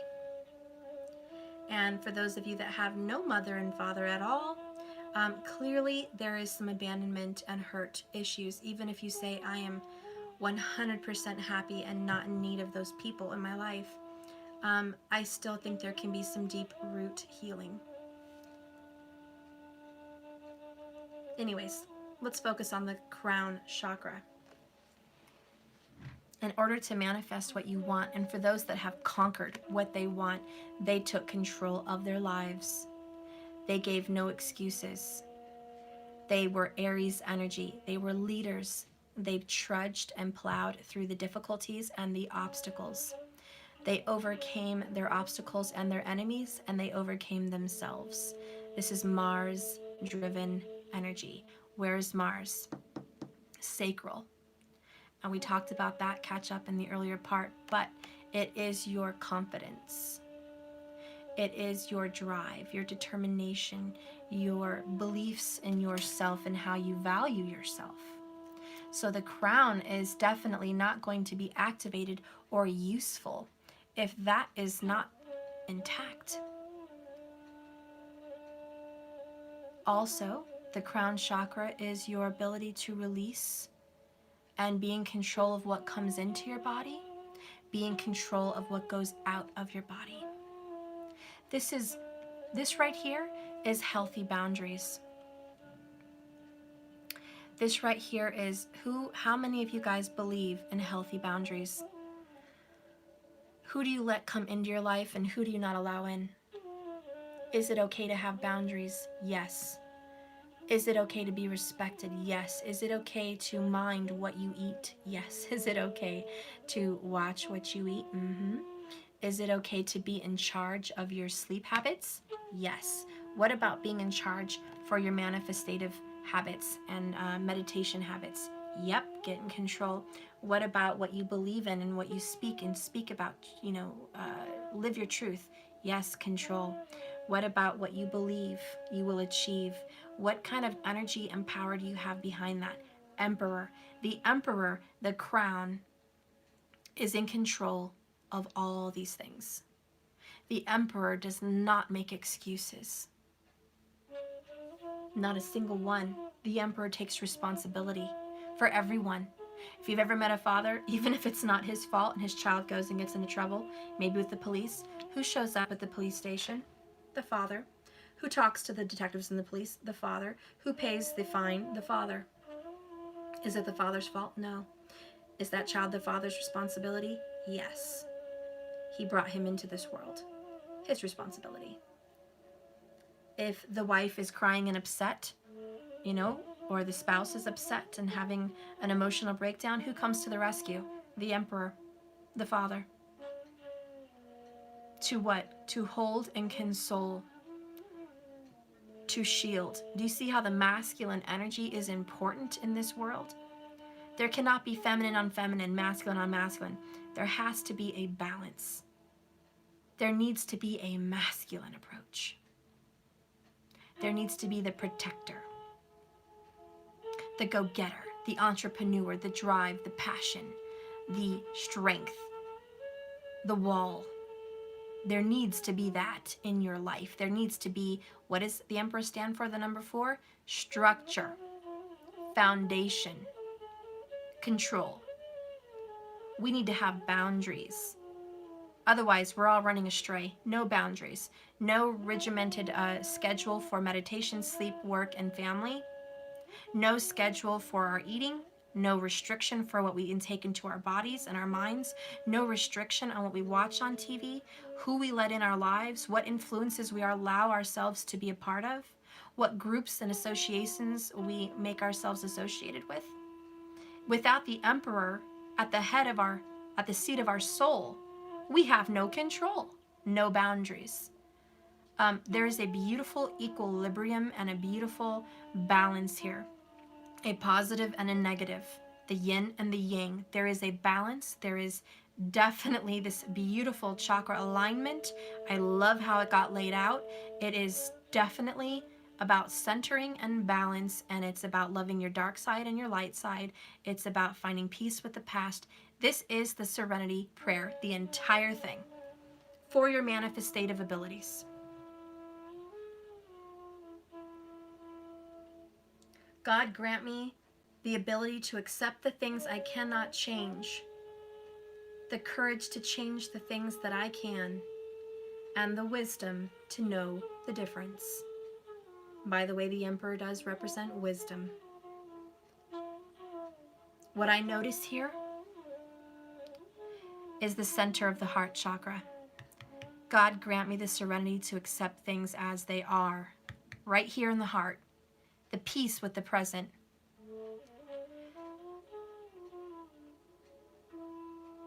God grant me the ability to accept the things I can't change. You know, which is the heart chakra as well. I kind of messed that up. That's what I already said.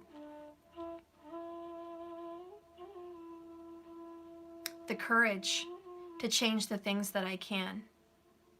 You know, which I think is more of a masculine, actually. The courage to change the things that you can. So the Emperor is the courage to look down at all the other chakras and change all the things that you can about your life and yourself. Give me the courage. Give me the peace to accept the things that I can't change. Give me the peace in the heart, the comfort, the knowing, the acceptance for loving things unconditionally the way things are. And the wisdom, the root, the Empress, the mother, your strength, the wisdom to know the difference. God grant me the serenity to have the wisdom. So this is all very much in balance. Courage, wisdom, acceptance. It is the serenity prayer. That's how you manifest. That's how you make things happen for you in your life. And all of this reading is either you're succeeding in these areas or you're struggling in these areas. Maybe it's all, maybe it's one, maybe it's none. But you can see where success lies, and it is with a perfect balance. It is. It really, really is. So with this crown chakra, it is about opening up your crown and accepting and letting things in, having healthy boundaries to kick things out that don't need to be there. It's all about these boundaries. It is a doorway. It is a opening to your soul. Your crown chakra is an opening.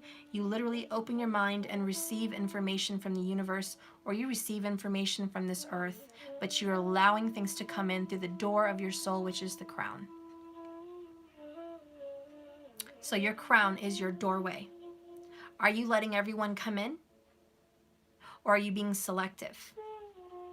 Are you letting all the information feed you from everywhere, leading to confusion? Or are you selective? To get more detailed, how many people are you allowing to be your guru? Or are you selective? How much information do you allow in and how much do you push out that's rejected because it doesn't serve you anymore? We have to get rid of it. This is about balance, structure, organization, and authority and power and boundaries. Your crown is a doorway. Honor it, lock it up, and treat it with respect. Do not allow people to use you as a doormat. It's about empowerment. It's also decision making. Your crown makes the decision to open or close. You have to make the call, when to open, when to close. You also have to be a leader.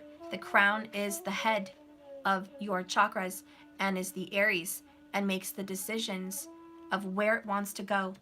So the head needs to make the decision. The crown chakra needs to have a path. So your crown needs to create a pathway. Do I want to follow Buddhism? Do I want to follow Hinduism? Do I want to follow Christianity? Do I want to follow astrology? Do I want to follow this tarot card reader? Do I want to follow this guru, this teacher? Do I want to do Reiki? Do I want to do yoga? Do I want to do tantric? What do I want to do? Your crown decides, and it leads your body and your chakras in the right direction. It tells you where to go. Your crown must be clear. Your crown must be empty of toxins, empty of negative energy, empty of bullshit. Your head, your mind, your crown must be clear so you can see clearly, think clearly, and do clearly. Your crown is very important. It needs to not be clouded and disoriented and confused. Your crown must be cleansed often. Cleanse your crown often. Sometimes we learn things and they're meant to be there for that time in our life. We learned it, we used it, we move on. It's time to discard that information. Just like religion for me, there was a time in my life where I had religion. I used it, I learned it, it was into my advantage at that time of my life, and I don't need that piece anymore to be who I am. I can transform, I can flow, I am growing. It's okay to use things and discard them as long as they're helping you on your journey. We cannot hoard and covet everything to cloud our mind. Otherwise, it can create confusion for your growth. If I was still hanging on to religious, Catholic beliefs, it would not coincide with what I do today. Tarot does not coincide. Reincarnation does not coincide. Same with Christianity. If I still held on to those core beliefs and values, today my mind would be clouded and confused and worried. I would not be able to accept spirit, balance, chakras, meditation, yogas, tantric, magic, tarot, intuitive abilities, psychic mediumship. I wouldn't be able to accept any of those things because my mind would be telling me, no, there are restrictions. Those are not good. Those are not holy. That is not for you. That is for priests and pastors and higher people than you. That is not for you. So I would be putting myself in a box. But I do carry the Christianity core beliefs in my heart about Jesus, about the disciples, about love, about belief, about so many things. And I do cherish the Bible. So there are things I will take with me. And there are things I will leave behind and bid it farewell. A lot of those are just the rules and regulations. They served me for a time to keep me from trouble, to keep me from, immorality. It did save me from the sanctifying of my body and the protection of my soul. But I have advanced. It's time to discard. We cannot keep everything with us 24/7. We have to let go. So the crown chakra is the 12th house.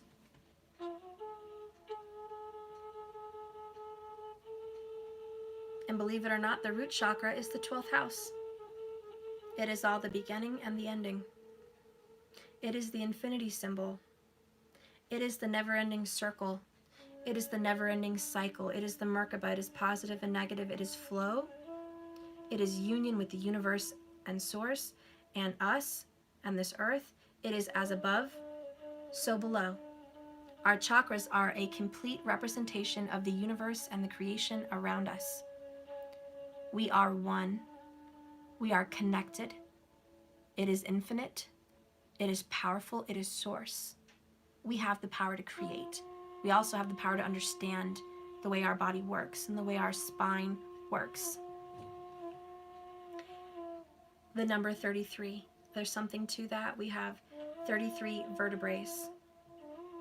The 3 is Empress energy, healing, abundance. The 3, the 6, and the 9 are very powerful numbers. 3, 6, 9. There's something here about that, and there's something here about God in us and source in us and the balance and the numerology of us and how we're created. There's something about it. So if you are struggling in your manifestative abilities, start working on these things, looking at them, dissecting them. With the crown chakra, if you want to cleanse, purify, detoxify, or activate your crown, highly suggest opal. And it's hard to see here in this, but it's like a rainbow. It's very see-through. Do you see my finger moving? So it's very see-through, and it's got all the colors: blue, green, pink, purple, all of them. It just represents all of the colors as a whole. Opal is about intuition, psychic abilities, mediumship, knowledge, power, balance, security. It's very beautiful. I love to hold opal over my third eye or on my crown and just feel it vibrate and give me knowledge. You can tell the stone what you want to learn and put it there on your third eye and just ask it to reveal things to you. So opal, true opal, is a very beautiful stone for your crown. Also, clear crystal quartz. for a clear mind, clear perspective, opening, clear, cleansing. This crystal quartz, it's kind of hard to see, crystal quartz actually activates all the other gemstones, believe it or not. Crystal quartz is the one stone that can charge any stone. Crystal quartz is a self-healing stone, a self-charging stone. It doesn't need any other stones to charge it. It doesn't need anything to charge it. It just is. It is like a source. It just is. So crystal quartz is beautiful. Selenite is also wonderful for your crown chakra. You can get selenite. You can get selenite wands.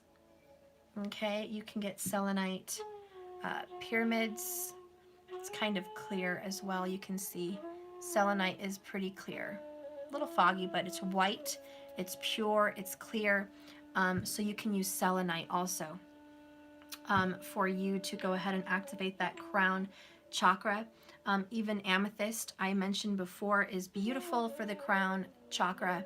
A very light see-through amethyst is beautiful for that. And I'm sure there are many other stones, but these are my preference. These are my ones that I love to use, and you will find great, beautiful balance with that. Opal is my fave. Look how clear that is. You know, clear opal is beautiful for the crown. You put Adrian in a black trash. No, I didn't. He was in a black trash. Maybe you did it. I didn't do it. I know he did. Okay, well, I'm sorry. I didn't mean to.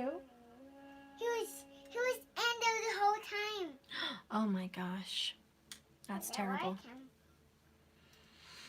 Okay, guys. So let's finish up this reading. I'll be right back. Let me get him settled here. No, do you want to watch something else, or peanut butter and jelly or something?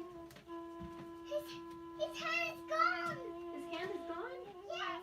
Well, I'll have to find you some hands. Okay? Let me finish working. Let me find you some.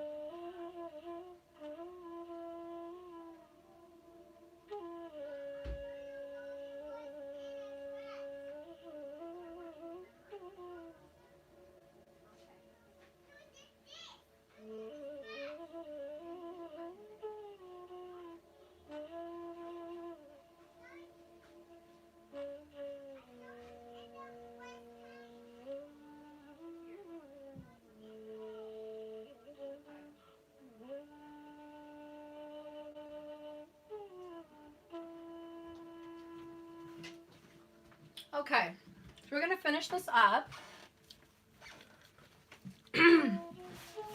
So, I think we're pretty much done with the whole chakra reading here. It's all about what you take in and what you put out. It's a very equal balance of yin and yang. It's beautiful. You really have to be empowered to go after what you want. The Emperor also talks about focus, and I did not mention that. The Emperor talks about devout focus, extreme power, attentiveness and skill, responsible. The Emperor is responsible for his actions. The Emperor takes charge, takes lead, also takes the responsibility of others. The Emperor is just very much in control and in power. And I do want to read about the Emperor. So I'm going to just pick a deck to read about the Emperor. I'll use the Celtic Druid Emperor symbol. Deck. Excuse me, what the heck symbol am I talking about? I'm losing my marbles. And we'll define that. Just want to read that to you. And then the Empress as well. Okay? So the Emperor, take control of your life and offer clear and firm boundaries to those who depend on you. Okay? Lead your life by being true to your values, and you will accomplish great things. This is masculine power, fatherhood, leadership, protection, boundaries, accomplishments, and order. The structure needed for success. See the structure. The Emperor is rational thinking and adherence to principles that must be tempered by the ladies, which is the Empress's, passion and feeling. A father figure, an authority figure, an employer, a government, an official, It's about taking responsibility and going in line with your values. You are in a position of leadership. Don't be afraid to act with clarity and integrity for the greater good. Isn't that beautiful? And that is the emperor. That is the crown. Staying in tune with your values. Going after what you want. Protecting it. Going after it. Being a leader. Getting accomplishments. Believing in them. Achieving in them. And it's all in your crown. And let's read about the Empress, the beginning of all things. Remember, the Lord, which is the Emperor, needs the Empress's passion and feelings, her creation, her ability to store and create and bring forth life. So let's talk about that here. Open yourself to the fertile, nurturing power of this beautiful Empress. The power will fill you with passion, the ability to be creative, and enjoy life in abundance and sensual delight. Fertility, passion, creativity, sensuality, nurturing, motherhood, beauty, happiness, and healing. Open to love, trust, and abundance, sexual or motherly passion, following the feelings of sensuality rather than intellect. Marriage or pregnancy. This may manifest a new relationship, a new cycle of stability and abundance, or conception of an idea or desire. The warm beginning, the caring attributes of motherhood, whether of actual children or ideas, this is the birth. Relationships or projects. The keywords for her is passion, creativity. So, on a positive note, you begin your life creative. You can go make what you want. That is your root. You have to make peace with your mother. Make peace with how you came into this world. Watch the beginning. I know we really went into that. But both the masculine and feminine are sexual, and it is about creation on both ends. And you know what I saw? And I'm going to say it one last time. As above, so below. As within, so without. See how that all combines in the chakra areas for your manifestative? This is why you're either successful or you're not successful in your manifestations. It is about all of these cores, all of these chakras, all of these issues that need attention. On a reverse note, if your root chakra is having issues, it talks about repressed feelings, rationality, lack mentality, creative blocks, poverty, or infertility. Those can lead to blockages with your root. And blockages with your crown, with this emperor energy, is a loss of authority. You have no control over your life. You've lost your authority over your own life. Lack of clarity, power struggles, indecision, dictatorship, weakness, and lack of self-worth. Now that is the crown. I am not kidding. If you have those thoughts in your head, there will be lack. These have to be balanced and aligned to have a creative, positive, manifestative wish fulfillment. I want to add one personal thing to you guys. I started out on my journey very dark. I had a lot of loss and pain and hurt in my life. And yes, there's been worse, I'm sure. But for me, it was bad enough. And what changed my life was rock bottom. You have to hit rock bottom. If you haven't hit it yet, you need to. Because once you go all the way down, the only way is up. And you have to tell yourself that any part of yourself that is not fulfilling your destiny must die. There was a time in my life where I couldn't provide for my kids. I had no support from their father. I was abused and beat down, literally, emotionally, mentally. I had no self-worth. I had devalued myself on the ladder of life. I felt less than everybody else. I was government assistance and struggling with jobs. I spent hardly any time with my kids because I worked so many hours. My house was a mess. My life was a mess. My love was a mess. Everything was a mess. Everything. And it hit me one day on my birthday, and I was going through a very terrible time with the love of my life at the time, and I felt like I just couldn't anymore. Not suicidal, but definitely those thoughts had come in before in my life, but not at that time. I would never do that knowing that I have children. But it did get me to the point where I said, it can't get any worse. I'm just emotionally, physically, mentally worn down to the nub. There was nothing left of Stephanie to give, or breathe in, or live, or walk, or do anything. I felt helpless and out of control. And I felt very, very lost. And I was losing my home. I was going to move in with my mom, who was not very thrilled about the whole situation. It was a very dark time for me. I felt I let my kids down, which was the worst. They were just babies then, but I felt like I was a no good anything. You know, not worth the skin on my back. And that's how I felt.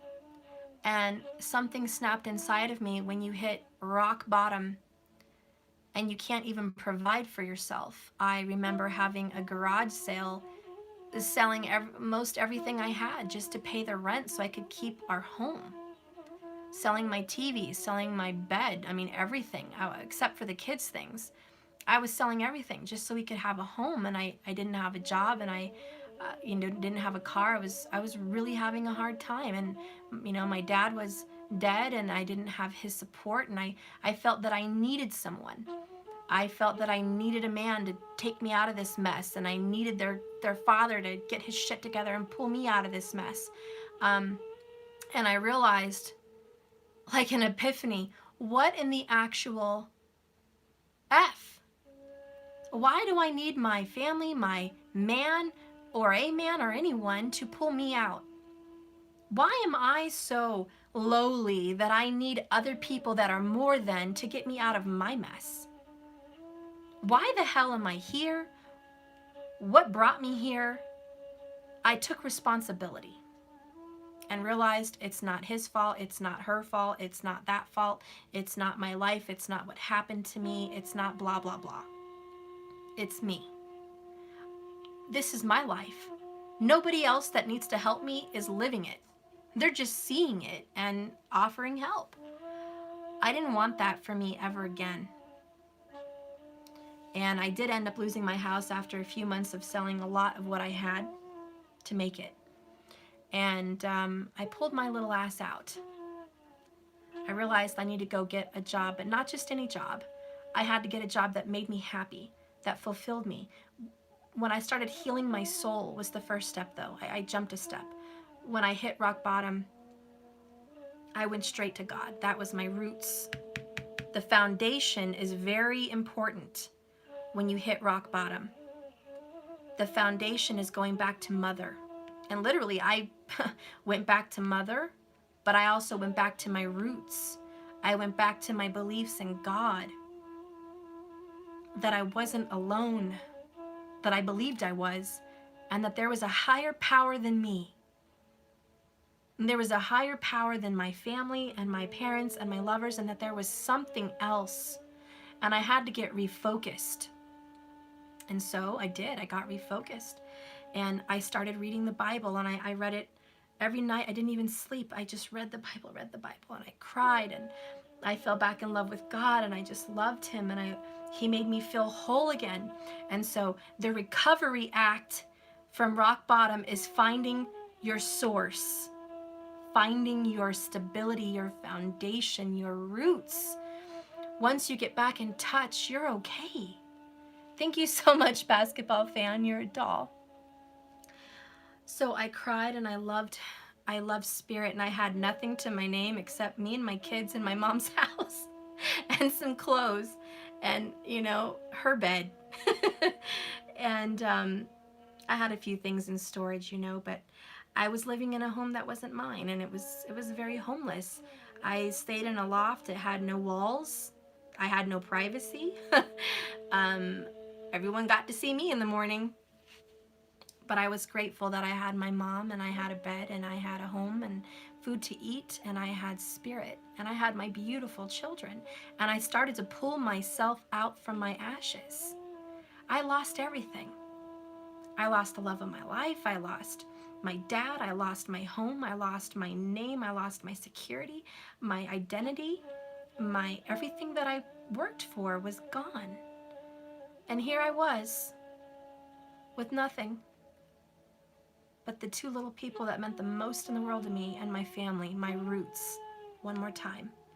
I got back to my roots and realized I don't care if I live in a shed, in the forest, under some pine trees.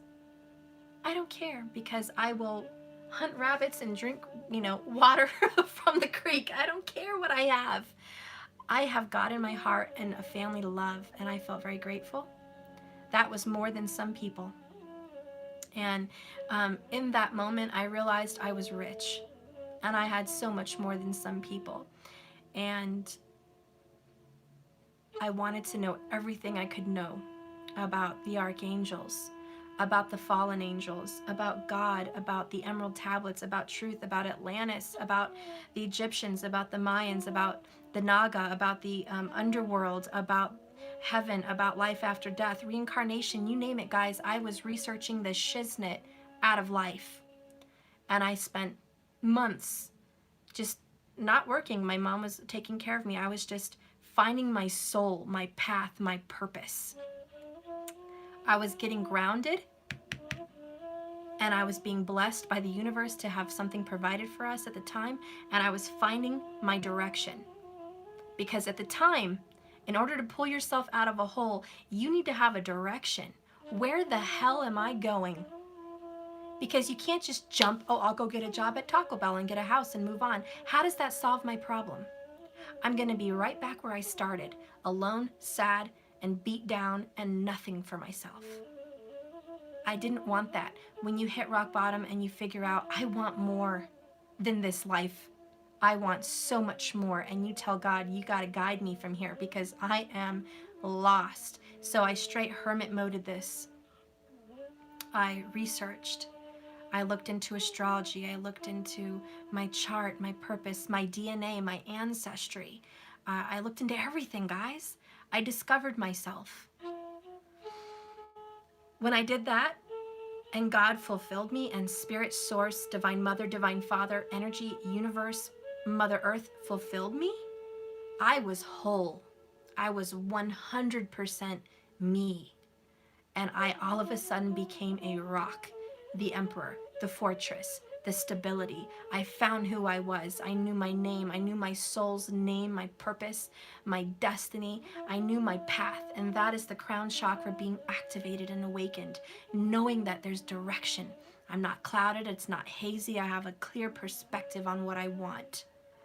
Not all the little details, just that I know who I am and I know what my core beliefs are. And once I established my core beliefs, I looked for a job that I would think would make me feel happy and give me a ground step up, something I knew I was good at, something I knew I could do. And I did. I found a job that I loved. And just like magic. I got a package. Cool. Like I got a package. Just like magic, I found a home that I loved. What? It's Attn versus Godzilla. Cool. And it also has Attn and Godzilla. Cool. Do you want to see them? Mm-hmm. Okay. Oh, I'm He's gonna show me Iron Giant and Godzilla. Sorry, guys. I know, I was on a roll with my speech, but hey. Wow, that is so cool. You want to show my friends your little treat, your little things? Yes. He wants me to show you And I want his to package. Woo. This is a Black Bear Diner box, but it's his pretend Amazon package. And he likes to ship this package to himself. So he got a package. He got Iron Giant and Godzilla, and they're gonna go against each other. That is so cool. Yes. And fight. And fight. That's awesome. Mom, Mm-hmm. with Attn in the living room with Godzilla, I tried to beat Godzilla in the living room. That's really cool. He just beat him in the living room. Okay. All right. Well, I'm gonna get to work. You go play over there. Okay. Let me give you Superman because he needs to help them fight. Okay. Here. Get Superman. He needs to help them too. All right. Bye-bye. Okay. Okay, so he's so cute. Okay. Well, you know, I'm not going to harp on things, guys, but long story short, I found something that made me feel good. I envisioned myself abundant. I really had to fight for that job, okay? I beat down their door. I wanted that job more than anybody. It was a very competitive job. It was a good paying job. I knew it was going to make me a lot more money than I've ever made. And I knew that it was my ticket to freedom, my ticket to get out of my mom's, my ticket to get a beautiful home for my kids and create a beautiful life. Also, my ticket to feel good about myself, to love what I do, to look good every day, to feel good every day. I knew that that's what I wanted. And I set my intention like the emperor, and I envisioned like the third eye, that I was going to have that job. And I saw myself there, and I knew it, and I convinced myself. And now I just had to convince them. And I did. And I beat down their door for like 2 weeks, and there was probably 40 girls wanting that job. It was a brand new place, just built. The building hasn't even been opened yet. And I finally got my place there. And they called me and said, it's yours. Nobody else wants it like you do. Nobody else wants it like you do. And you may not have the experience, and you may not have the years. You know, I was young. I was like in my 20s, you know, and there was women that were applying that were in their 40s, you know, much more experienced than me. And I got it. I got it because I wanted it. I saw myself there. And, you know, long story short, guys, I got what I wanted out of that job. I made more money than I'd ever made. I took my kids to Disneyland, something I always wanted to do. I provided that for us. I was the best at what I did. I got awards. I was #1 with what I did. I perfected my dream there. I achieved my success. I was the best. I built up my confidence. I literally was the best in my state, and I was like, wow, I've done it. I've achieved this. Emperor, crown chakra, success, abundance, opportunity you can create for yourself. And I had drive and determination, and I did it. I got me and my children a brand new home. It was a brand new apartment. It had never been lived in by anybody else. It was 2,000 square feet. It was huge. They were 2 master suites. It had everything, granite countertops, stainless, I mean, more than I'd ever dreamed of. And coming from, you know, a poor side of town and a broke down, you know, 70s tiny little duplex that's, you know, 700 feet at best. I went from that, losing that, not even being able to keep that over my head, to having a brand new home that was bigger than I'd ever been in. And it was beautiful, and it was amazing. And I had a garage, and I had my own parking, and I felt good about myself, and I achieved something for myself. Hang on, guys. We're gonna take this out because you're being too loud. Then stop hitting it and being loud. Do you understand? Stop that. But I just like to stand. Well, he doesn't have to stand. I want you to... He's just a toy. You don't hit him or he'll break. Do you want him to break? Then don't hit him. Sorry, guys. Okay. So anyways, I'm just telling you from experience that you can manifest things that at this time are your wildest dreams. That may be nothing to some people watching my channel. That may be something you did like that without manifesting, you know? But for me, that was beyond my wildest dreams. For me, getting off government assistance and not living in the ghetto and not depending on people to help support me and not selling my crap to survive, to me, that was the high life. That was it. To me, I was like, wow, this is insane. I got a newer car. It wasn't a new car, but it was newer than what I had, and it was awesome. I got, you know, I was really happy. And anyways, I also manifested a new relationship. I love you too. Okay, one that was not abusive, one that did not take advantage of me, one that was good to my kids. I manifested a beautiful relationship at the time. Keep in mind, all this was the beginning. It was at the time. I got an even bigger house. I provided for all of us. I had this beautiful, bigger house. Okay, I'm still working. So anyways, long story short, I went up and up and up, okay? I got the house, I got the relationship, I had the kids, I had the dog. I had, hold on guys, you can't be in here anymore.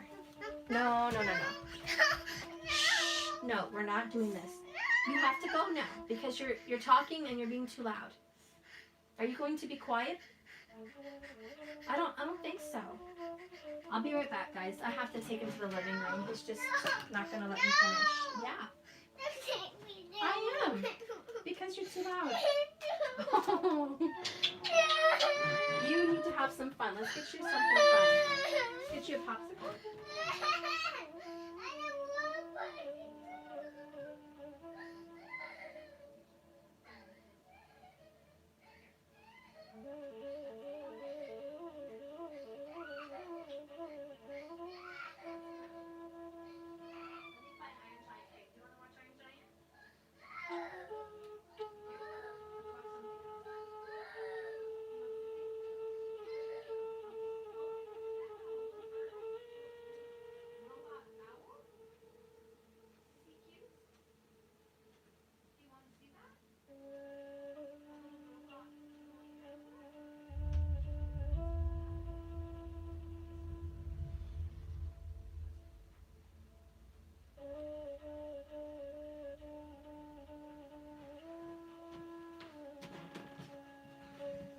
He's fine, guys.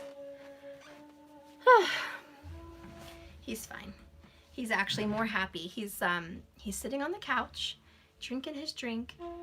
Put on Iron Giant real quick, and put his little stuffed bear next to him, and he's happy. All of a sudden, the tears went off like that. He just had to be redirected to a happier place. Believe me, he was not happy being bored playing on the floor in here. That was boring. He just needs to be redirected. And sometimes that's like us in our life. We have to be redirected. What we think we want is really not the best for us. Matthew thought he wanted to stay in here with me and be on the floor and be frustrated and bored. He thought that's what he wanted. But I took him to a place where he's cozy, comfortable, and enjoying himself. And that's much better than what he wanted. So, back on track with this manifestative talk here. I got what I wanted, guys. It was not easy, but it was easy for me at the time because I had done the work. I found my root chakra. I got my confidence back. I started working out and looking good. I took care of myself. I never used to take care of myself at the time because I was so depressed. You know, pain, anxiety, jealousy, hurt, anger, all of those things. I started taking care of myself and loving my body and my sexuality and who I was. I felt more empowered sexually also. Then with the solar plexus, I found my confidence, my drive, my desire, my pride, my ego. I fulfilled my soul's purpose with my job, my kids, and what I desired. And I fulfilled it by going after it. I took care of my confidence issues. And then over here with the heart chakra, I healed. I forgave my ex, and I took the responsibility off him. I didn't blame him for my suffering or my pain and my loss, and I didn't expect him to save me. I didn't expect him to pull me out from my misery. I realized that I had to get him off the hook, and it wasn't his fault. I attracted this person to my life based on my energy. I attracted an abuser. I attracted someone that took advantage. I attracted a cheater. I attracted this to me because I was miserable, because I was desperate, because I needed someone to save me. So I actually attracted someone that needed someone to save him. He needed someone to save him out of his misery. I was mirroring and attracting my own self. And as abusive as he was to me, I was abusing myself by allowing it. I did not have structure or boundaries to allow certain things in or out of my life. That was not established. I had no base. And so in my heart chakra, I had to find forgiveness to me, forgiveness to him, understanding, again, acceptance of what was, and that I couldn't change it. I had to accept my life as it was and just love it for that moment and not cry and wish for more and not be pissed off for the past. I just had to be happy with today. So I did that. I established my roots, found my foundation, and then, here I am going into my throat chakra. I lived my truth. I told my ex how I felt about him, what I thought about him. I told him what I wouldn't tolerate. I lived my own values. If I believed in no abuse, I didn't live a life of abuse. If I believe in abundance and putting myself around abundant-minded people, I put myself around abundant-minded people. I cut off friends that were whoring it around, drinking themselves to death, club rats, girls that were bitchy, always bitching about their man and bitching about their life and I took myself out of the equation. I cut them off. I took responsibility on my marriage, my relationships, who I interacted with, and I lived my truth. And that sometimes is a lonely journey. I also told myself what I would tolerate and what I wanted. I spoke my truth into existence and I lived my truth. I said, I want someone that has a good job. I want someone that could be a good parent. I want someone that would be a faithful, loyal spouse. I want someone that is responsible and can hold their own and I don't have to support them.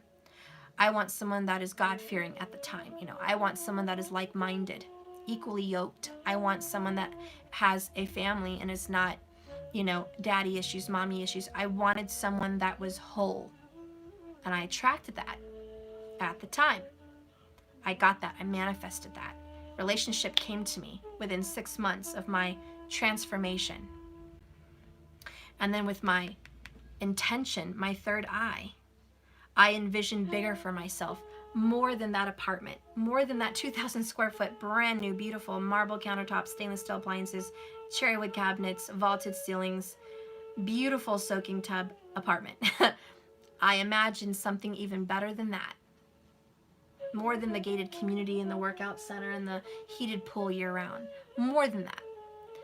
I got myself it's a 4-bedroom house with a big yard, a double garage, a dining room and an eating kitchen, a deck, a large master bedroom, rooms for each of our kids, a dog, a cat,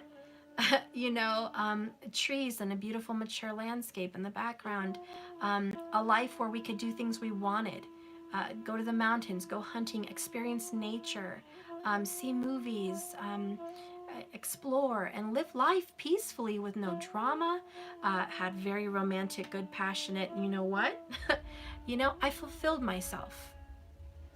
It felt good. I envisioned it and I made it happen. But notice the steps. I literally had to hit rock bottom. I had to get back down to my roots, my core beliefs. I had to clear my mind and have direction.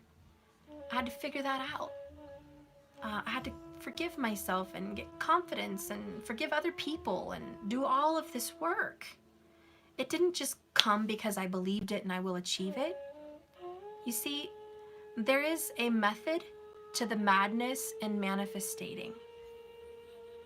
There's a method, and it does have steps. It can't just be as easy peasy lemon squeezy as some people say. Believe it and it will be yours and all of that. It's not that easy. It is to an extent, but there is work before you get there. There is prior work, and I think that needs to be said more for more people. One other thing I wanted to mention before I got interrupted by Matthew is that was my first manifestative, life-changing, transformative experience for me. I now transitioned into a more mature transitioning. I have manifested more for myself, one of which was business ownership. I didn't just start on tarot, guys. After that whole manifestative process, I opened up my own cleaning business. And I cleaned houses and I owned that, and I cleaned apartments and move-outs and move-ins. And that's where I started. I started putting money into my own business. It didn't just happen with tarot. I was following tarot and spirituality then as well, but I didn't implement it into my career. And keep in mind, spirituality career is not for everybody. I look in a lot of people's charts and it's not for everybody. Sometimes entrepreneurship is about Reiki. Sometimes entrepreneurship, business ownership is about a clothing line, a boutique. You know, sometimes it's about makeup. You know, it's about beauty. It's about teaching. You know, teaching music, teaching singing lessons, writing. You know, there's all kinds of business ownership out there. You don't have to do spiritual. That's just my path. My Jupiter, as you guys know, is in Scorpio in the 12th house. So, needless to say, my career was spiritually based. Not to mention my Venus is in the 9th house, which is, you know, Sagittarius, the most spiritual house there is. I was destined for spirituality. You know, in my 4th house, I have Capricorn. So, you know, in tropical anyways, but it was about stability. It was about working from home. And so this was part of my path, part of my destiny. It doesn't mean that everybody's destiny is to work at home. It's not. There are some people that just are not meant to work from home, and that's okay. You might be a CEO of a company. You might be an inventor that opens up a corporation and you hire many, many people. You know, being financially independent doesn't mean you have to have a home business or even your own private business. It just, you're going to work and fulfill your dream and your life how you should to be financially free. And I'm just going to tell you part of my manifestative process, so maybe it can help those of you that are like-minded like me, or maybe in the same position I was or is now. I don't know. But I will tell you that I started out with the cleaning business. I got into business entrepreneurship. I started managing my own schedule so I could pick up my kids from school and be there on time and be a part of their lives and not work myself to death where I never saw them. I knew that in my vision, in my third eye, I knew that I wanted to be a part of my kids' life, not just provider. I wanted to be there every moment I could. So that was the home business. That was my purpose. When I started doing that, I felt good about myself. I was in control. I was making money. I was providing for myself better. I liked it because I was making as much money doing that as I was with that other job I told you about that I manifested. That was good money. And I realized this feels good. I'm actually doing good for myself. I felt good. Now this little adventure, this tarot channel, this business is pretty new. It's a year old. I'm learning the tricks of the trade. It's a lot of work. It's a little bit more work than doing cleaning houses, I'll tell you that. There's thousands of people I need to stay in communication with. There's videographers, photographers I have to work with. There's technological things I have to learn to promote my business better, to run my business better. I have to pay for more things to run this business. I have to pay for a scheduling service, a website service, a hosting service. I have to pay for, an email service. I have to pay for a particular extra cell phone for my work here, another phone and computer for this work here. I had to invest in tarot cards. I had to invest in a lot of things for this channel. A desk, I'm still in the process of manifesting and investing, but it takes a process. And anyways, I'm feeling very good. And from where I was a year ago with this business, I've really grown. I've gotten you wonderful people as soul family and subscribers and listeners. And can I just say real quick, I am deeply, deeply, deeply, deeply honored and very grateful for the people that follow my channel and support me with all your donations and your love and support. I don't see any other readers out there getting the love and support that I get. And I just want to say I am so fortunate and lucky to have you guys as my friends and my soul family on this channel, because I honestly believe this is the luckiest channel there is. And I am the most lucky tarot card reader out here. And I am blessed with you guys, and I wouldn't trade my channel and my people for a 300,000 plus channel that doesn't have a connection with their audience the way I do with you. I truly feel like we are friends. I feel like I can tune into you. I feel like I can pick up on a lot of your energy. I feel that we are spiritually aligned. I feel that we are all aligned with a soul purpose very similar to one another. I feel that the universe brought us together, and I feel like we are connected, and we are a little web of people that have a higher understanding about life, love, and spirituality. And there may be many people out there that have channels with more listeners, but I know there's a lot more lost people watching those channels, people that don't know about any of the things that we talk about here. There's people that just follow tarot for love, follow tarot for counseling, and they don't do any spiritual advancement. So I'm not jealous or envious of that. I am very grateful that the niche that we have here is of value, and that each and every one of you guys are searching for a greater life purpose. And each and every one of you guys are looking to achieve a higher level of success in your spirituality, in your love life, in your connection, in your abundance, in all of the areas of your life. And so that's why you're here. That's why you're watching this. That's why we're together. So very, very grateful, and just want to say thank you. But anyways, part of this manifestative process, because when I started, as you guys know, for a lot of you guys that have been with me forever, I only had like 1,000 people for forever. It was like months, just 1,000 people.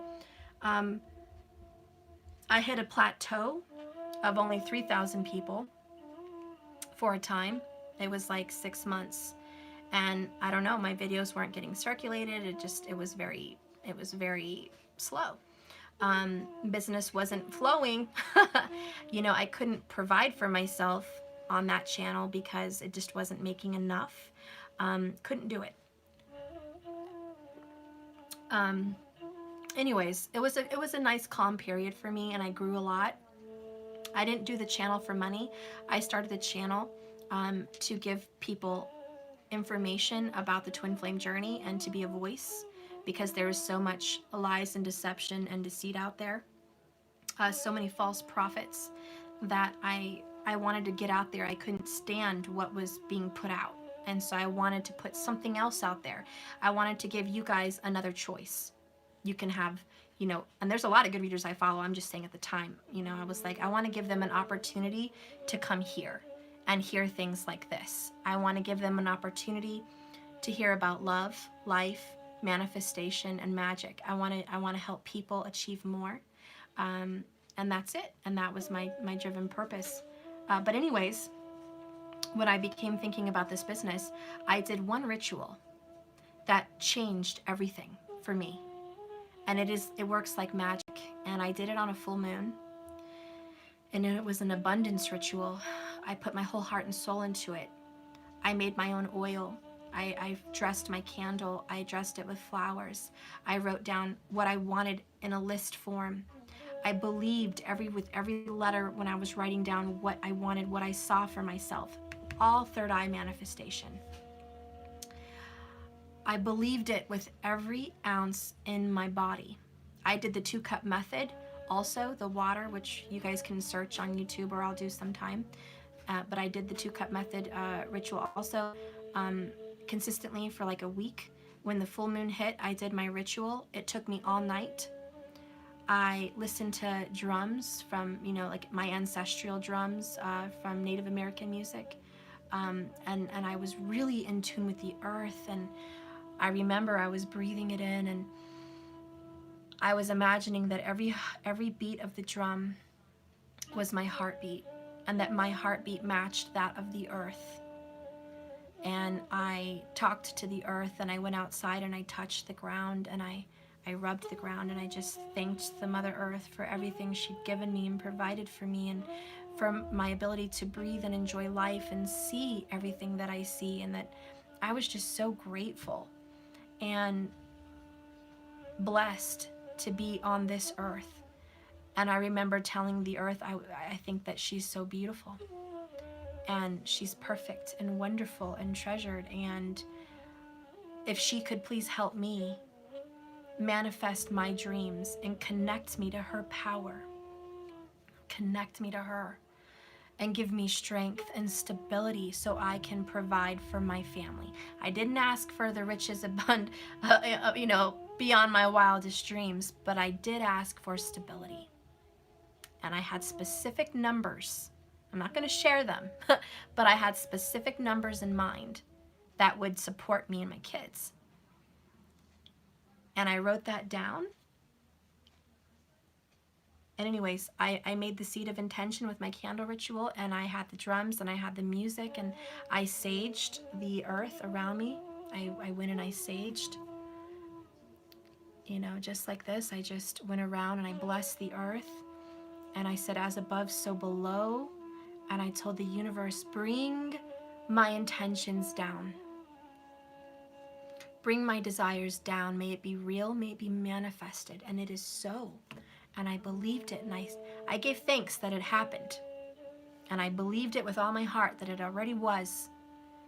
And I just believed it, and I imagined it, and I faked it. Believe it or not, guys, within days, maybe I'll be honest, it was probably 10 days or something like that, a little over a week. All of a sudden, my subscription numbers were going up, up, up, up, up, up, up, really fast. I was like, oh my God. I hit a plateau for 6 months.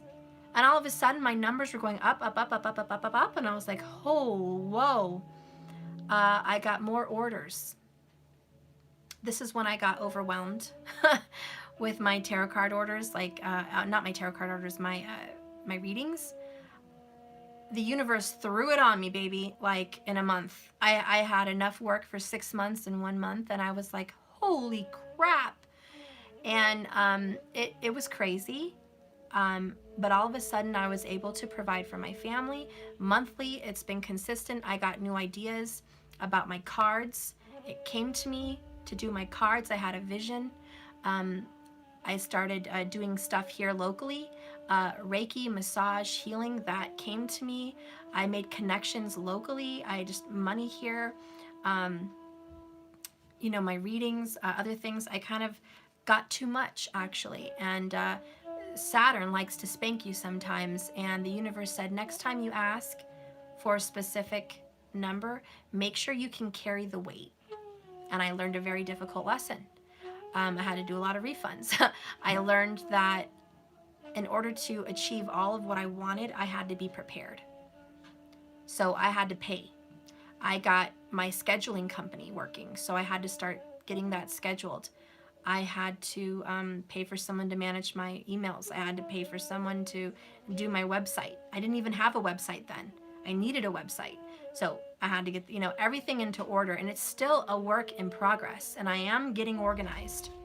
Right now, I am literally getting organized. I am still not perfected, but my manifestation to be independent and to provide for these little kids over here by myself doing this, that was new.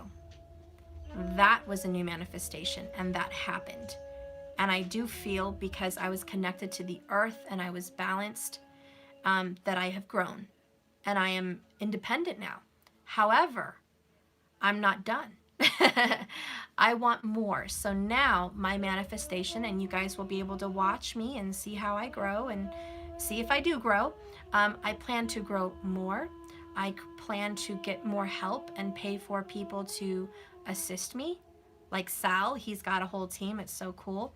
I plan to have better videos, better website, better equipment. I have to save up and get computers. The computer I have is crap, so I do need to get more computers, a better phone, a camera, and an editor to help me. So I do plan on growing. It takes time, guys. But I'm manifesting it. I'm preparing. Now I am creating, with my crown chakra, stability. I'm getting organized. And I am manifesting a life for me. And I'm going to grow. And you guys are going to watch me grow. And I'm going to show you that this manifestative law of attraction belief system works. I'm going to show you that what you think about, you bring about, what you feel becomes real. As above, so below. I'm going to show you. I'm going to keep showing you. And you guys are going to do it for your own lives too. With or without me, you're going to do this. So anyways, you're going to watch this blow up. But just the simple fact that I'm telling you today, I went from one level to another level to another level. It's insane.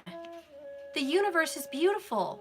I went from working for a company to working for my own company, but working hard for my money, being independent, but still working hard. But at least I was my own. Now I am working on my own with my kids in my home.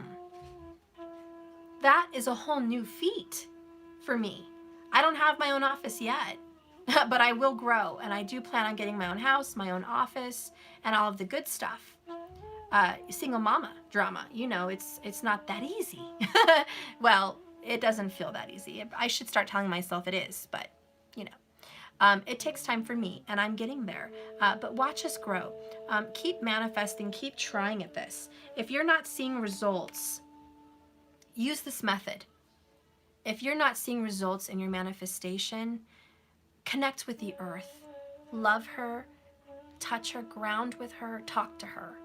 She's listening and she's alive. And speak to Spirit. He's alive. Mother Earth and Spirit, they're one. Mother, Father. And we're right here in between. We are meshed in this universe and we can create together. Just get in touch with that, guys. So if you are manifesting and you're a manifesting queen or king and you're doing the thing, high five. You're doing it. You're getting results. And the people that are watching my channel and getting results with their union, you're doing it. You are doing it. For those of you that are struggling and you're not seeing results, please take a look at this method. Maybe hear some of what I said in this long chat and apply some of that to your life and find your way out. There is a way out and there is a reason we're not getting results. We can conquer that and defeat it. And we're not alone. So let's get the ending of this reading here. Just some advice for everybody watching. I started out with the Hierophant. This is getting law and order. This is achieving your goals, but being a voice, being a teacher, being a leader. It's also about following the divine system, following as above, so below. The keys to the universe, the keys to manifestation is a well-balanced mind, body, soul. The next card is the Moon. The secrets of the universe, trusting your intuition, following your guides, allowing what's inside to creep up. Allow that soul inside of you to expand. Feel that soul coming up through the water. Something is inside of you and it's peaking. It's finally coming out of the water. These ideas, these thoughts, your union, your creations, your new careers, your jobs, your aspirations. You're finally starting to get these things into reality. It's creeping up out of your subconscious and making its way into the real world. Okay? Because as above, so below, you're calling it in. The next card is the King of Wands. Leo energy. You're deciding what you want. You're going after your dreams. There's a Leo possibly coming in as well into your life, or you're stepping up to a Leo mentality. The next is the Lovers. Yay! Union. I love it. It's the fourth area, the fourth chakra, so it's right here in alignment with the Ace of Swords. Let me put these together so you can see. You're definitely going to be calling in union and manifesting union. It's beautiful. It's gorgeous.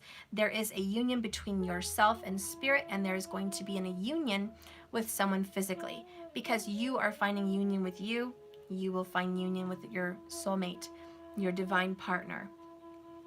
The next one coming in is the Four of Wands with marriage. How uncanny is that?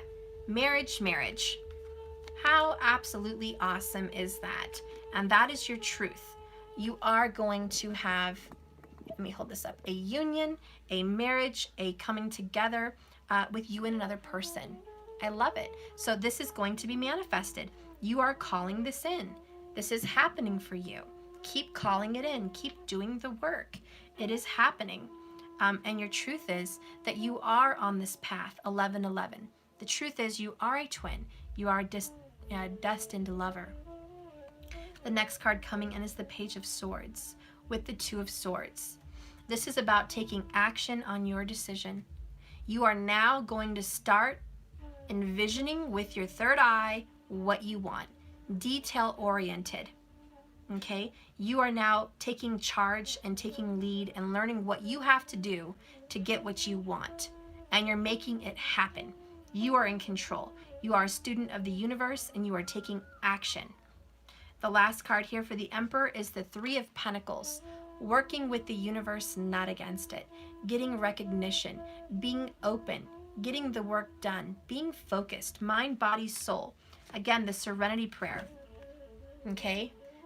That's what this is, the Serenity Prayer. God, give me the courage to accept the things I can't change. I'm sorry, the peace to accept the things I can't change, the courage to change the things I can, and the wisdom to know the difference. Getting to work. The 3, look at that. 1, 2, 3. 1, 2, 3. It is this beautiful center here. Mind, body, soul. Father, Son, Holy Spirit. Mother, Father, Child. This is this Trinity. It's this 3 energy. It's this healing. It's this growing. It's this implement. I love you too, baby. This implementation. I love you too. There is a birth coming. We have the Page of Pentacles. There is an offer and you are giving it to the universe. You're giving your intentions to the universe and it's happening. Okay, well, I'm sure Sissy will. She's tired. Okay, well, she's sick. She's not feeling her best. She needs to rest. She needs some soup. Do you want to check her forehead for me? No? Okay. Let's go ahead and clarify the Lovers. Okay. Oh my gosh, guys. You guys have the Lovers with the ring. More marriage energy. I'll be right back. You guys are totally manifesting a marriage. Holy moly. It's too good. Let me get Maddie settled. I totally see a marriage coming. We'll get some timing. Come here, baby. This way. Piggyback. Come on. Come here. Piggyback. No, upside down. Okay. Who's a cute little monkey? I like the piggyback. I like the piggy too. I start to find it what? I'm going to read that.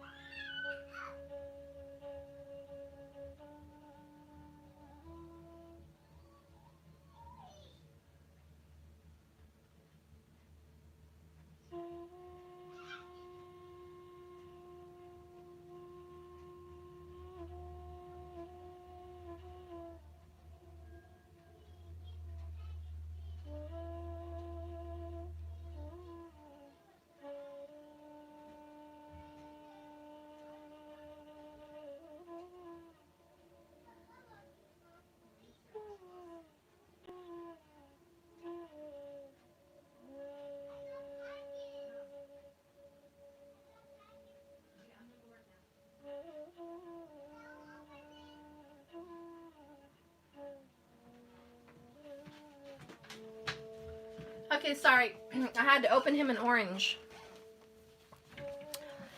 Okay. Well, God bless you guys for sticking around. Sorry for that. It's been a very long reading, but it's been very full of knowledge and wisdom and love. I know that. Okay. So, we definitely see some marriage happening here. I see union. This is happening very, very quickly. It's going to be a coming together. The Ace of Swords talks about now. It is in movement, it is in swing, it is in action. You guys are 100% in momentum and in alignment in your heart chakra with a union. I think because you are doing a healing and a forgiveness with each other and accepting things the way they are, accepting them for what it is, the serenity prayer. You're not wanting to change it. You're just loving this person unconditionally. This is attracting a beautiful union with your twin flame or soulmate. Thank you so much for the compliment. I may do that from now on. Anyways, thank you. But yeah, this union is happening. It's beautiful. I love the energy of love and union and prosperity. The rider is underneath that. It means right now transformation and changes are happening. Oh, guys, I just can't tell you. Ace of Wands, Ace of Swords.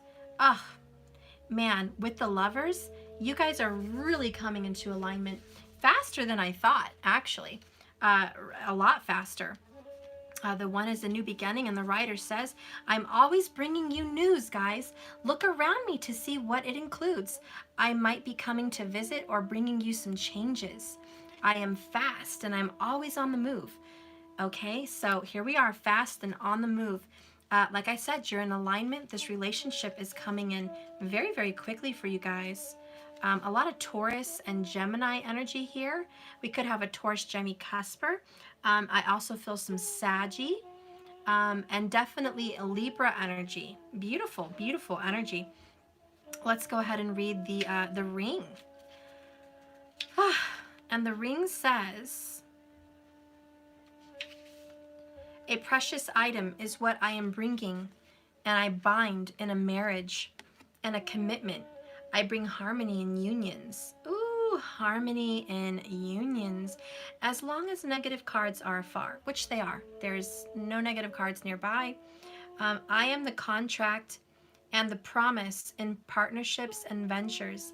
I am the symbol for completion and the form of eternal devotion. Well, okay. I think we've got eternal devotion checkmarked. Yep. Go ahead and check mark eternal devotion.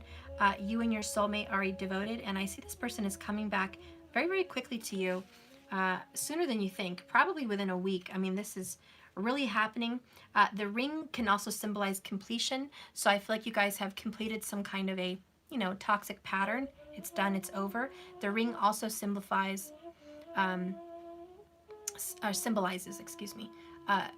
commitment. And I think both of you guys are very committed to each other. Okay, so I do see this beautiful union transpiring and happening right now. I just want to clarify, I think I'm done with the rider. I'm sorry, the Lenormand. I'm going to use this deck. Please clarify the Hierophant.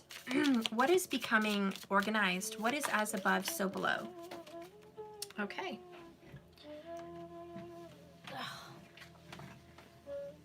As above, so below. Ooh, sensual. A night out, dancing, closure, and sensual dancing. So you guys are getting closure to your toxic situations. You're also going to start enjoying each other. The Hierophant represents a commitment, an oath, and the Empress is growing your relationship. You guys are growing passion. You guys are growing this beauty. Sensual is also sensual dance. About that. Okay, sorry about that. I think one of you guys enjoys sensual dancing. One of you guys may enjoy, maybe dancing is a big part of your life.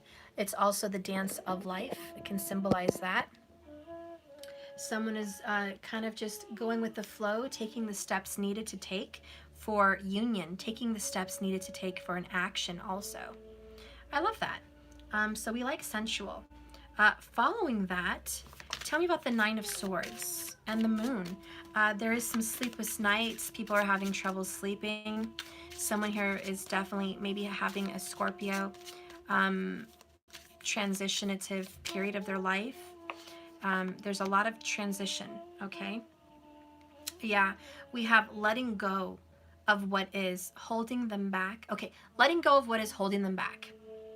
Third party situations and friendship. And the card says leaving. There's leaving. Okay, isn't that beautiful? Leaving and letting go of a situation.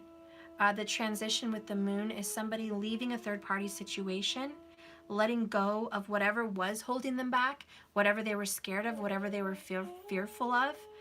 It's a, a call to owning up to your responsibilities, with this Hierophant, taking control of your life, confronting those around you, and moving on. This may create some fear, some pain, some jealousy, even some panic. Can even create heartache and anxiety, even just sorrow and sadness. But this is leaving behind what needs to be let go of.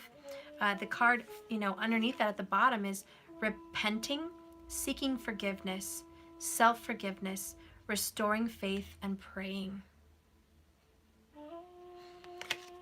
So yeah, someone's definitely probably praying at night and asking for forgiveness for the third party pain that they've caused themselves and other people. Okay, let's go ahead and see what's going on with the Five of Swords. And keep in mind, the sacral chakra is sexual. So there has been a third party sexual partner. Okay, and there's been some secrets and some pain about that. There's been some heartache and there's been some misery. There's been a lot of problems in your relationship because of this. At the very root of the problem lies family, oath, order, tradition, religion. Somebody is dancing around the fact that they're going to leave those traditions behind, transform themselves, let go of all those old toxic thoughts and move forward. Somebody may be hanging on to a religion that their mother had, or hanging on to a religion because they want to connect with their family in a spiritual way, but they are growing, transforming, letting that go.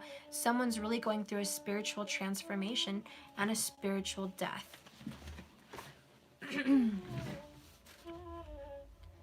Clarifying this King of Wands with the Five of Swords. Both of those are the fifth house. There's some action here about children. It is the solar plexus chakra energy, which is about fatherhood.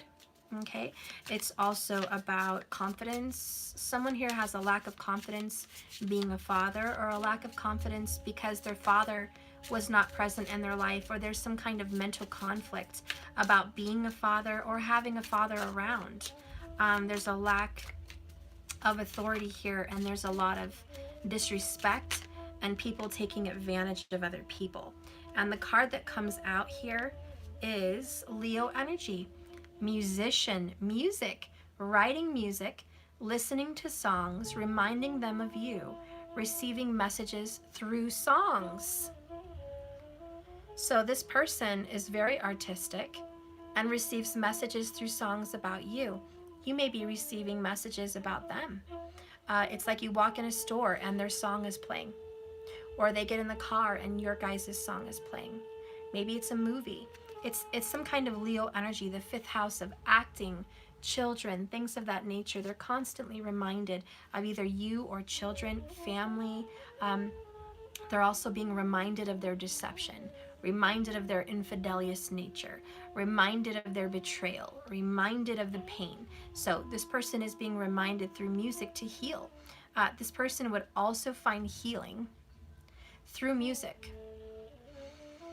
Listening to good music, be it Native American drums, music, flutes, or actual songs and music, is therapy. You might have some serious therapy, cinema therapy. Watching movies, listening to music would be a very good therapy for you to heal and grow and change. This person is being healed through the media, healed through music and music. I just said that. Movies and music, okay? This person is reminded of you. I know that. Clarifying the marriage card with the marriage card, Four of Wands. This is going to be your throat chakra. Please clarify this. I am just so happy. You got twin flames, soulmates, life partner, spiritual connection. I mean, really? So if any of you guys have a doubt, what is my relationship? What is my purpose with this person? Look, listen. Spiritual, say much? Yeah. Twin flames, soulmates. Yep. Life partner, you betcha. You and this person have a very, very divine connection. Not only were you married in a past life, you're supposed to be married in this life. Literally married. I do see this coming in your future. There is some kind of a union. The bottom of the deck here is change, moving, moving out, not happy in current living circumstance. Ooh, my right ear just started ringing extremely loud. Wow, your person is definitely leaving one contractual married situation and moving into another with a twin flame or a soulmate. When is this going to happen, you say? This is happening very, very quickly. Within days, if not 4 weeks at the most. There is a month timeline here where this person is moving out of a situation and coming into another. There is absolutely marriage on the table. You've had it triple times confirmation. The writer says it's happening very quickly. So someone's either getting divorced very quickly and coming back into contact with you, or you're getting a divorce very quickly and you're going to be coming into contact with your soulmate or twin flame. Or, you know, it's not a marriage. Somebody's living with someone. We did see living situations and circumstances are changing. Somebody is leaving a living situation, 10 of Pentacles, living with someone, residing with them, or sharing a family, leaving that behind, moving on here and going towards a twin flame, soulmate, or life partner. All of the above. Very good news. It's good news, I'll tell you that. Tell me about the Two of Swords and the Page of Swords. There is a message coming in. You sense it intuitively. Your third eye is definitely manifesting this conversation. You are literally playing out this conversation. You've literally seen it in your dreams. You know what it looks like. You know that it's going to happen. There is going to be a communication between you and this person. You're just wondering, when the hell is this coming? You sense it though. Tell me about this communication. Okay.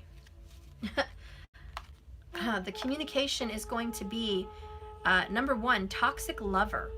Being taken advantage of, walked over, no control, possessive, and jealous. You know that someone's leaving a toxic lover. Someone that has getting out of this possessive, controlling energy. They're getting out of it. You haven't heard it yet, but believe me, the communication is coming. The next card that we have in here is celebration. Good news. Birthday, holidays, surprise, proposal, and event. Personally, I think there's a proposal. And we do have freaking 3 marriage cards. Someone could very well be getting a proposal of marriage any day now. Or they've received it in the last 4 weeks. Someone's been talking about marriage, or they're going to have it very, very quickly. There's a proposal. Also, it talks about holidays. Within this time frame, this 4 weeks, you will have this conversation about the toxic partner and them leaving the toxic partner. We got keepsake. Holding on to gifts, letters, love notes, and memories. This person's been hanging on. There is someone out there that I'm hearing wrote a text message but didn't send it. It's saved in some notes area of their phone. They want to copy and paste it and resend it, but they haven't had the balls. Somebody's going to send it. Somebody's also had a drafted email and they haven't sent it. It needs to get sent. There is something that someone's hanging on to and they're going to release. There's memories, pictures. The person that you are going to come into contact with has been holding your picture very dear, or maybe you're holding this person's picture very dear. I do feel that you're holding this person's picture in your phone as a screenshot, or how do you say, like the main picture on your phone when you turn it off, the wallpaper. Someone has a picture or a keepsake of someone on their wallpaper. There's also some keepsakes in someone's phone in the background where they look to the keepsakes. Someone's going to come in and say, look, lover, twin, soulmate, I've never forgotten you. I've never stopped loving you. I've kept you close to my heart. I've never completely shut you out. You and I may have had some blockages, but I'm still keeping you in my heart and in my mind every day. I'm reminded of you. I hold you close to me, and I'm not going to let you go. I'm not going to let you go this time. We're going to talk about this. We're going to get through this. Again, bottom of the deck here is praying, which again is repenting, seeking forgiveness, self-forgiveness, and restoring faith. Okay, somebody is going to ask for forgiveness about the toxic lover. I love you. Clarifying that is planning. It just popped out. So someone is planning, again, on giving you this message or talking to you. Hey, can I show them my Katsura? Not right now, though. Let me get one more card. I want to show them Katsura. Okay. All right, here. Now what me do? Guys, don't mess up my cards. Okay. Sorry. Okay, look, it's Katsura. Yeah. And I saw something. He can swim in the water. Yes, he can. I want to take a bath. Do you want to take a bath? Yes. Okay, go on. I'll give you a bath in a second. I'm almost done. I wanted to take a bath. Oh my God. Oh my God. One more second. Let me run the water. I guess I'm just at your beck and command, little boy. I am just at your beck and call. Yeah, I love you too, but why am I at your beck and call?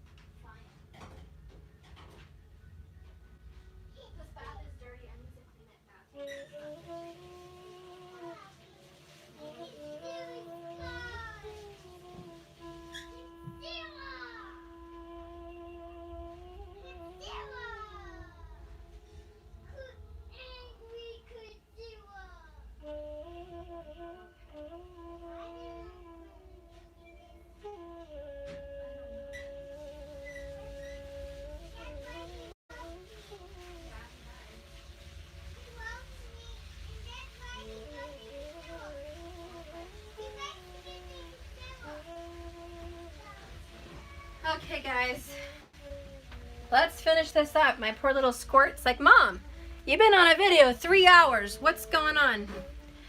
When Spirit talks, Spirit talks. He ain't no BSer. We talking today. We are talking today. Okay, I'm a multitasker. I can handle it. So anyways, let's move on here to the Emperor, the crown chakra. But first of all, before I skip over, the truth is that you guys are soulmates, twin flames, and life partners. You are envisioning, you're holding on with the keepsake. You're holding on to a vision and basically manifesting this union into your life. Do you see how someone keeps something around with positive thinking, with celebration? Someone's keeping positive thinking constantly so they can manifest this union and this reconciliation.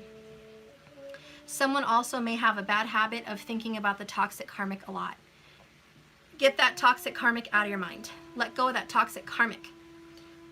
They're not meant to be in your future, therefore they don't need to be in your thoughts.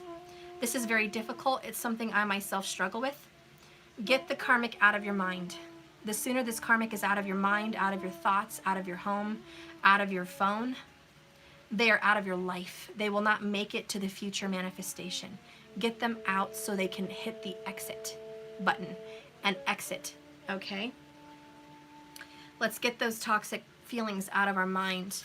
Let's go ahead and see about the Emperor and working together, working with the universe. This is beautiful. This is definitely taking responsibility and going forward, making progress on your union. Tell me about this progress for the twins. Wow. We got perception, vision, downloads, third eye activations, seeing things from a higher perspective. And that is the crown chakra, the Emperor. You are finally getting those downloads. You're opening up your crown, you're opening up your door to the universe, allowing downloads, allowing your third eye to be activated, allowing to see things from a higher perspective so you can manifest the future you want. And by golly, it's happening. Bottom of the deck is, and that's the T, sis. And that's the T. Okay? That's beautiful. So I love it. Just real quick before we end, before the bathwater stops, I just want to see what changes are being made in the karmic scenarios. Let me check the water. There's no way it got that full that quick. But let me check. I'm coming. I'm coming.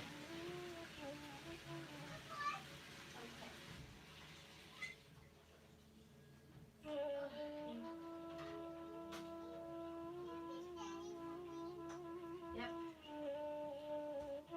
Danny, come sit with your mother. Okay. So, anyways,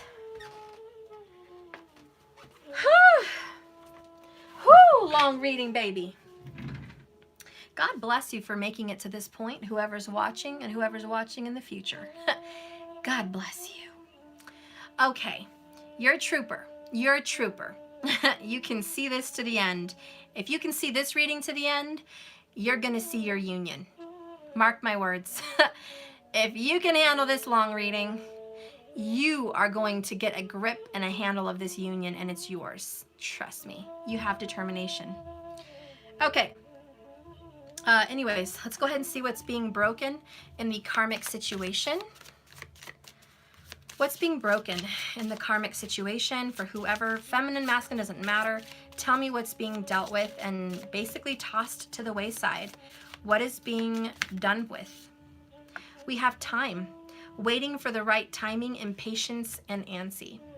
No one here is waiting anymore. No one's sitting around watching the clock for that person to come home, come in, for union.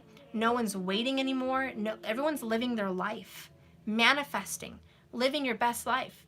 No one here is waiting around looking at the clock. It's also divine timing. You guys are learning that I don't need to wait for union. Union's already with me. It's already in my heart, body, mind, and spirit. I will see it. I will see it. The bottom of the deck is busy. You're just staying busy. Work obligations, goals, and career. Okay, you guys are focused again. Okay, you're learning to stay focused on your work, your career, your life. You're too busy to worry about karmic bullcrap.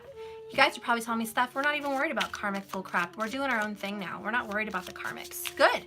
And that's exactly what's happening. We're not worried about them anymore. No, not phasing us at all. We're living our life. Tell me about the karmic life. What is being destroyed for the karmic life? What is being destroyed for the karmic life to change and move and hit the exit button or the exit door? What is the karmics being told to leave? Wow, the karmics are being told to leave their contract, desiring commitment, marriage, and eloping. Plain and simple right there, guys. The karmics are being told to leave that karmic contract. They're done. They can't stay here with this anymore. They're being told to exit. Leave that alone. Take action. Bottom of the deck. Yeah, they're taking action. Reconciliation, travels, and movement. They're moving on. They're going on to reconcile with their soulmates. You're going on to reconcile with your twin. People are moving on. It's time to travel, to take action, to get going. It's time to get busy with this marriage union. So really, the karmics are definitely taking action on leaving that contract. They're also probably losing some money with work and obligations and career. They're probably losing some financial stability also, I'm not gonna lie. They have blocked wanting access to one's social media. The karmics are blocked. How many of you guys blocked your karmic? They're blocked. You can't talk to them no more. They can't talk to you no more. Bye. You guys are blocking your karmics. Okay? You're all blocking them. They do not have access. They don't have a key to your house no more. They don't have access to your Facebook, your social media. There's no more access. We have intimacy is blocked because that's the bottom of the deck. So intimacy is blocked between them. Yeah, there's no access. Oh my gosh. There's no access for intimacy between them. They're not having sexual relations. There is drama. There's also a gift of a new beginning. Whoops. The karmics are gifted into a new beginning. Look at that. Sorry, that's upside down. Okay. The gift is they're having a fresh new start. They get to start over, live a new life. Who doesn't want that? You know, they have to move on. Spirit, tell me more about this karmic relationship, about their blockages and how they are going to move forward. What are they letting go of? What are they letting go of? Karmic relationships. Whoops. Okay, we got more than a couple, so I'm just going to leave it alone.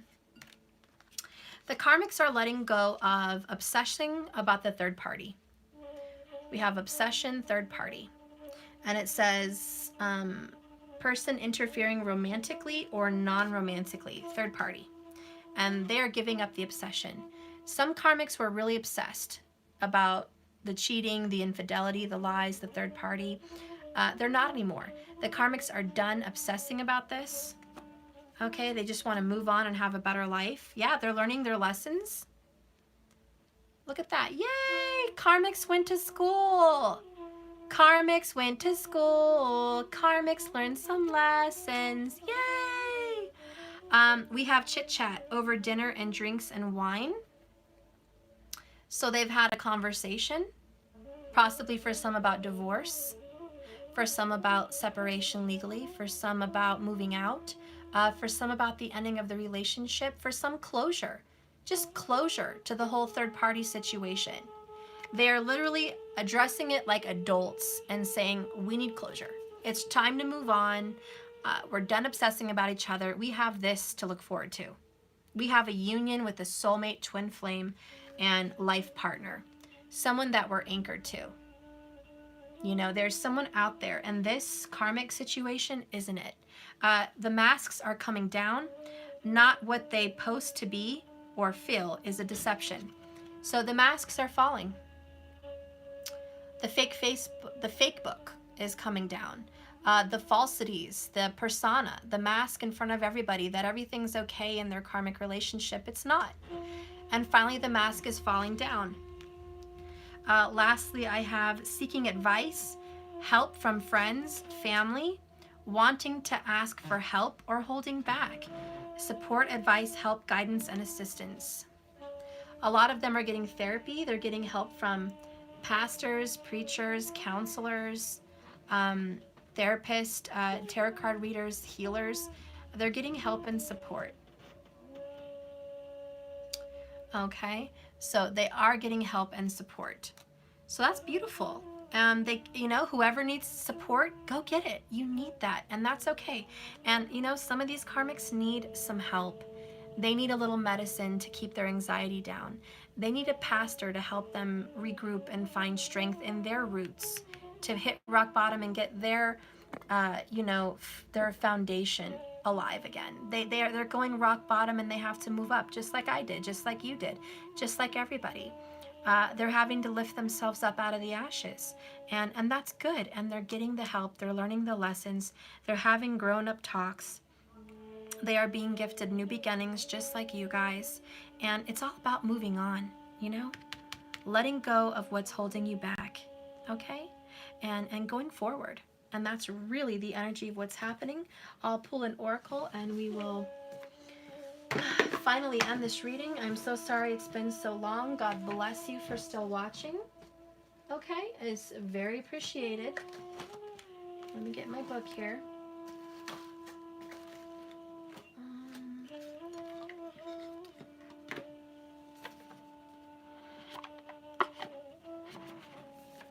Can't find my book. Ah, poot. Just when I think I have everything together, I don't. That's okay, I'll do my oracles. How does your person really feel about you? And I'll be using my rose-colored oracles, my love messages, okay? And you can purchase those on jks1111.com. I already put a reorder for these cards with gilded. So everyone, relax, don't worry. I am getting an order for the gilded, okay? And they are going to fix it and send it to me ASAP, I'm pretty sure. It's their mistake, so they should send it right away. Even if I have to pay an extra $100, I will ship it fast. Okay, so I will get that to me ASAP. Don't worry. Let's go ahead and get a message though. Spirit, tell me a little bit more here, please, about how this person feels about the person watching. How does the person feel about you? How does your person feel about you? Oh, I got a few. Okay, bottom of the deck is screaming my name. The end of the affair, which that just, wow. There's an end to the third party. There's an end to the affair. It's from the movie, The End of the Affair. It's an old movie. And it says, you see, I never stopped loving you, even though I couldn't see you. All right, and that is a message from your lover. They've never stopped. And I knew that from this keepsake. They've always kept you close. They want to tell you that. The other cards that come out very loud is from the originals, Always and Forever. They love you always and forever. Always. Forever. That's it. This love is not to be separated. You guys have a very deep, loving connection. Don't lose heart in that. The next one that you guys have is Somewhere in Her Smile, She Knows That I Don't Need No Other Lover by the Beatles. And that's a really good song. Okay, and the next one is Crossroads. This is what the Lord says. Stand at the crossroads and look and ask for the ancient paths. Ask where the good way is and walk in it, and you will find rest for your soul. Jeremiah 6:16.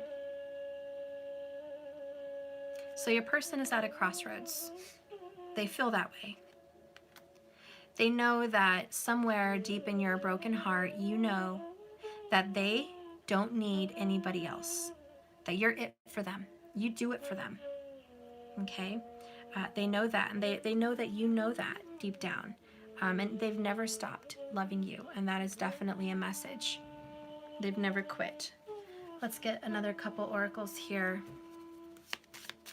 for a message to you from your lover. What is a message to you from your lover? It's definitely this one. Introspection.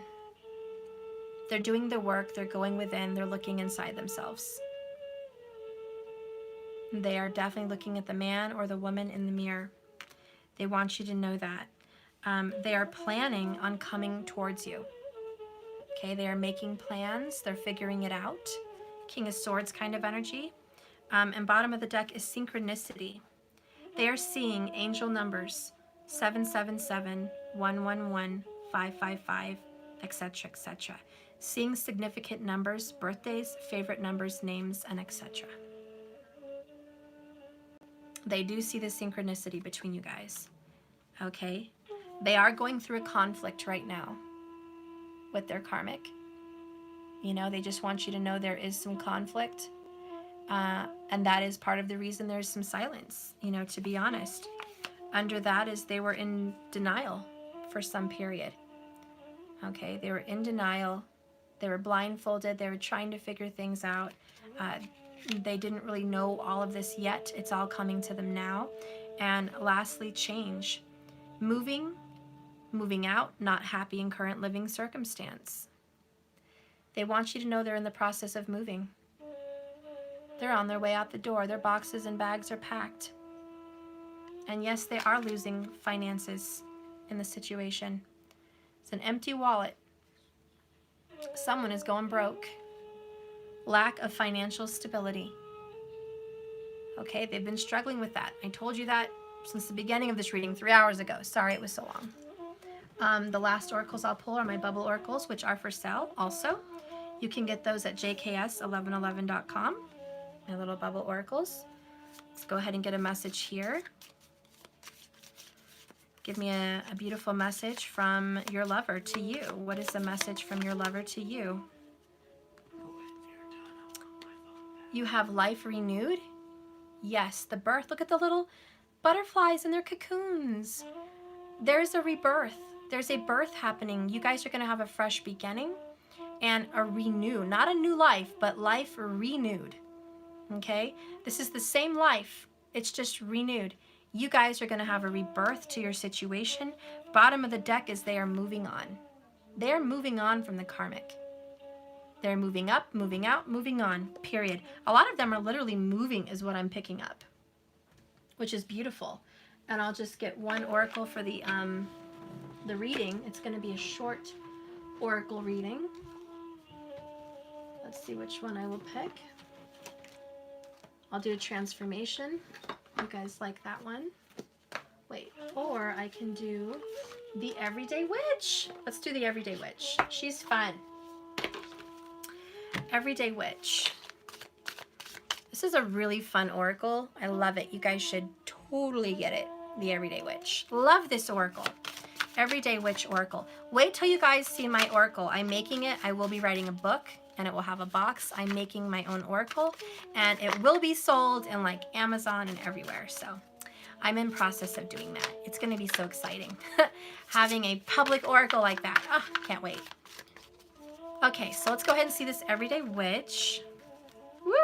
Yes, I'm excited. Woo, yes, we got prosperity and abundance. Ah, love it. And you know what I love? This entire reading, I know it was really long, but look, the Empress and the Emperor. That is stability. Yep, and prosperity and abundance. You guys are about to reap the harvest. I love it. Let's go ahead and read this. Let me check the, okay, let's see.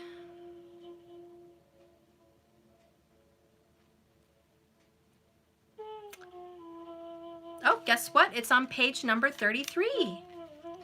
That's totally Empress energy there. Love it. Prosperity and abundance are not exactly the same thing, and they mean something different to each person.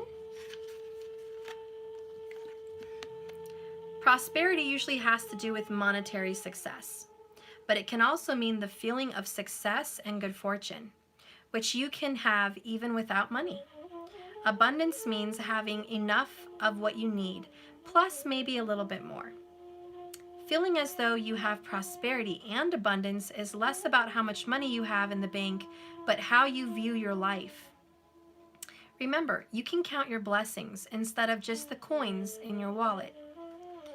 An action is, it's easy to look at life from a position of lack. There are always things we want or even need, but we don't have. But for most of us, the reality is that we are still better off than many others. Take a piece of paper and draw a line down the middle on one side. Write down the things you don't have and the things you wish you did. Maybe that's a new car or a better job or a nicer place to live, or even a new book by a favorite author. On the other side, write down the things you have. A roof over your head, food on the table, people who love you, no matter how large or how small. Write down the good things in your life. Look at both sides of the list. Does one greatly outnumber the other? Now take a look at your want side of the list and draw a line through anything you really don't need. It's okay to want things, but it's also good to be aware that there is a difference between want and need. Now look at your list again. I'll bet they will surprise you. This card is a suggestion that you can count your blessings. The universe is telling you that you have whatever you need and to be grateful and happy with this moment. If you are asking about a project or a small goal of some kind, the answer is certainly yes. It will be a success, but mostly this is a symbol of what you already have and a reminder to appreciate it. Here's a simple bit of prosperity magic. Take a coin, any coin, even a penny, and hold it up to your hands. Close your eyes and think about what you would like prosperity. Close your eyes and think about what form you would like prosperity to come in. Actual money, a gift, a specific need fulfilled, a job, or whatever. And send that desire into the universe and also down into the coin. Then take the coin and bury it in the dirt. You can use a small pot filled with soil, shove it into a planter inside, or put it in your garden if you have one. Give the soil a little spat and say thank you. Then go do whatever you can to make your wishes for prosperity come true, knowing what you have given them is magical roots. I love it, and that's a lot like what I did, guys, to get this career boosted. Like I said, I planted my little seed of intention in the earth. I connected with the earth and buried my physical written intentions into the earth, and I believed it to be so. And it happened for me. And so maybe a little magic for yourself, okay? But the universe is saying the answer is yes. So if you are manifesting this union, this spiritual abundance, financial abundance, health abundance, whatever this is for you, or all of the above, the answer is yes. And remember, guys, if you will it, it will be yours. So sorry for the long reading. Keep in mind, this is a journey, not a destination. So just keep swimming, guys. Thank you for watching. If you're interested in some of the tarot cards you saw today, please go to jks1111.com and order my tarot. I am having a Christmas special. You can get all 3 of my tarot, which looks like this, okay, for $288, including shipping, and a mini reading for Christmas, which is a 15-minute reading. And I don't do personals anymore, so that's quite a gift. Go ahead and pull that out. You will receive a reading probably in January or February, but that will be your order. You can receive those cards and that gift. That's a Christmas gift and special for you. You can buy it for yourself or a loved one, a friend, or somebody of that nature, but it is your option to do so. And if you want to just order one of the tarot cards, that's fine as well. It does come with a beautiful little heart gemstone if you order the tarot, and the oracles come also with a beautiful little bag, and it's fun to have. It's a little mesh bag, and you get your oracles. So you can get one or the other or all 3, okay? But thank you so much for watching, liking, and subscribing. I hope to see you again tomorrow. Apologies for this super long reading. I guess we just had a lot to talk about today. I hope you have a good one, and I hope you took something from this.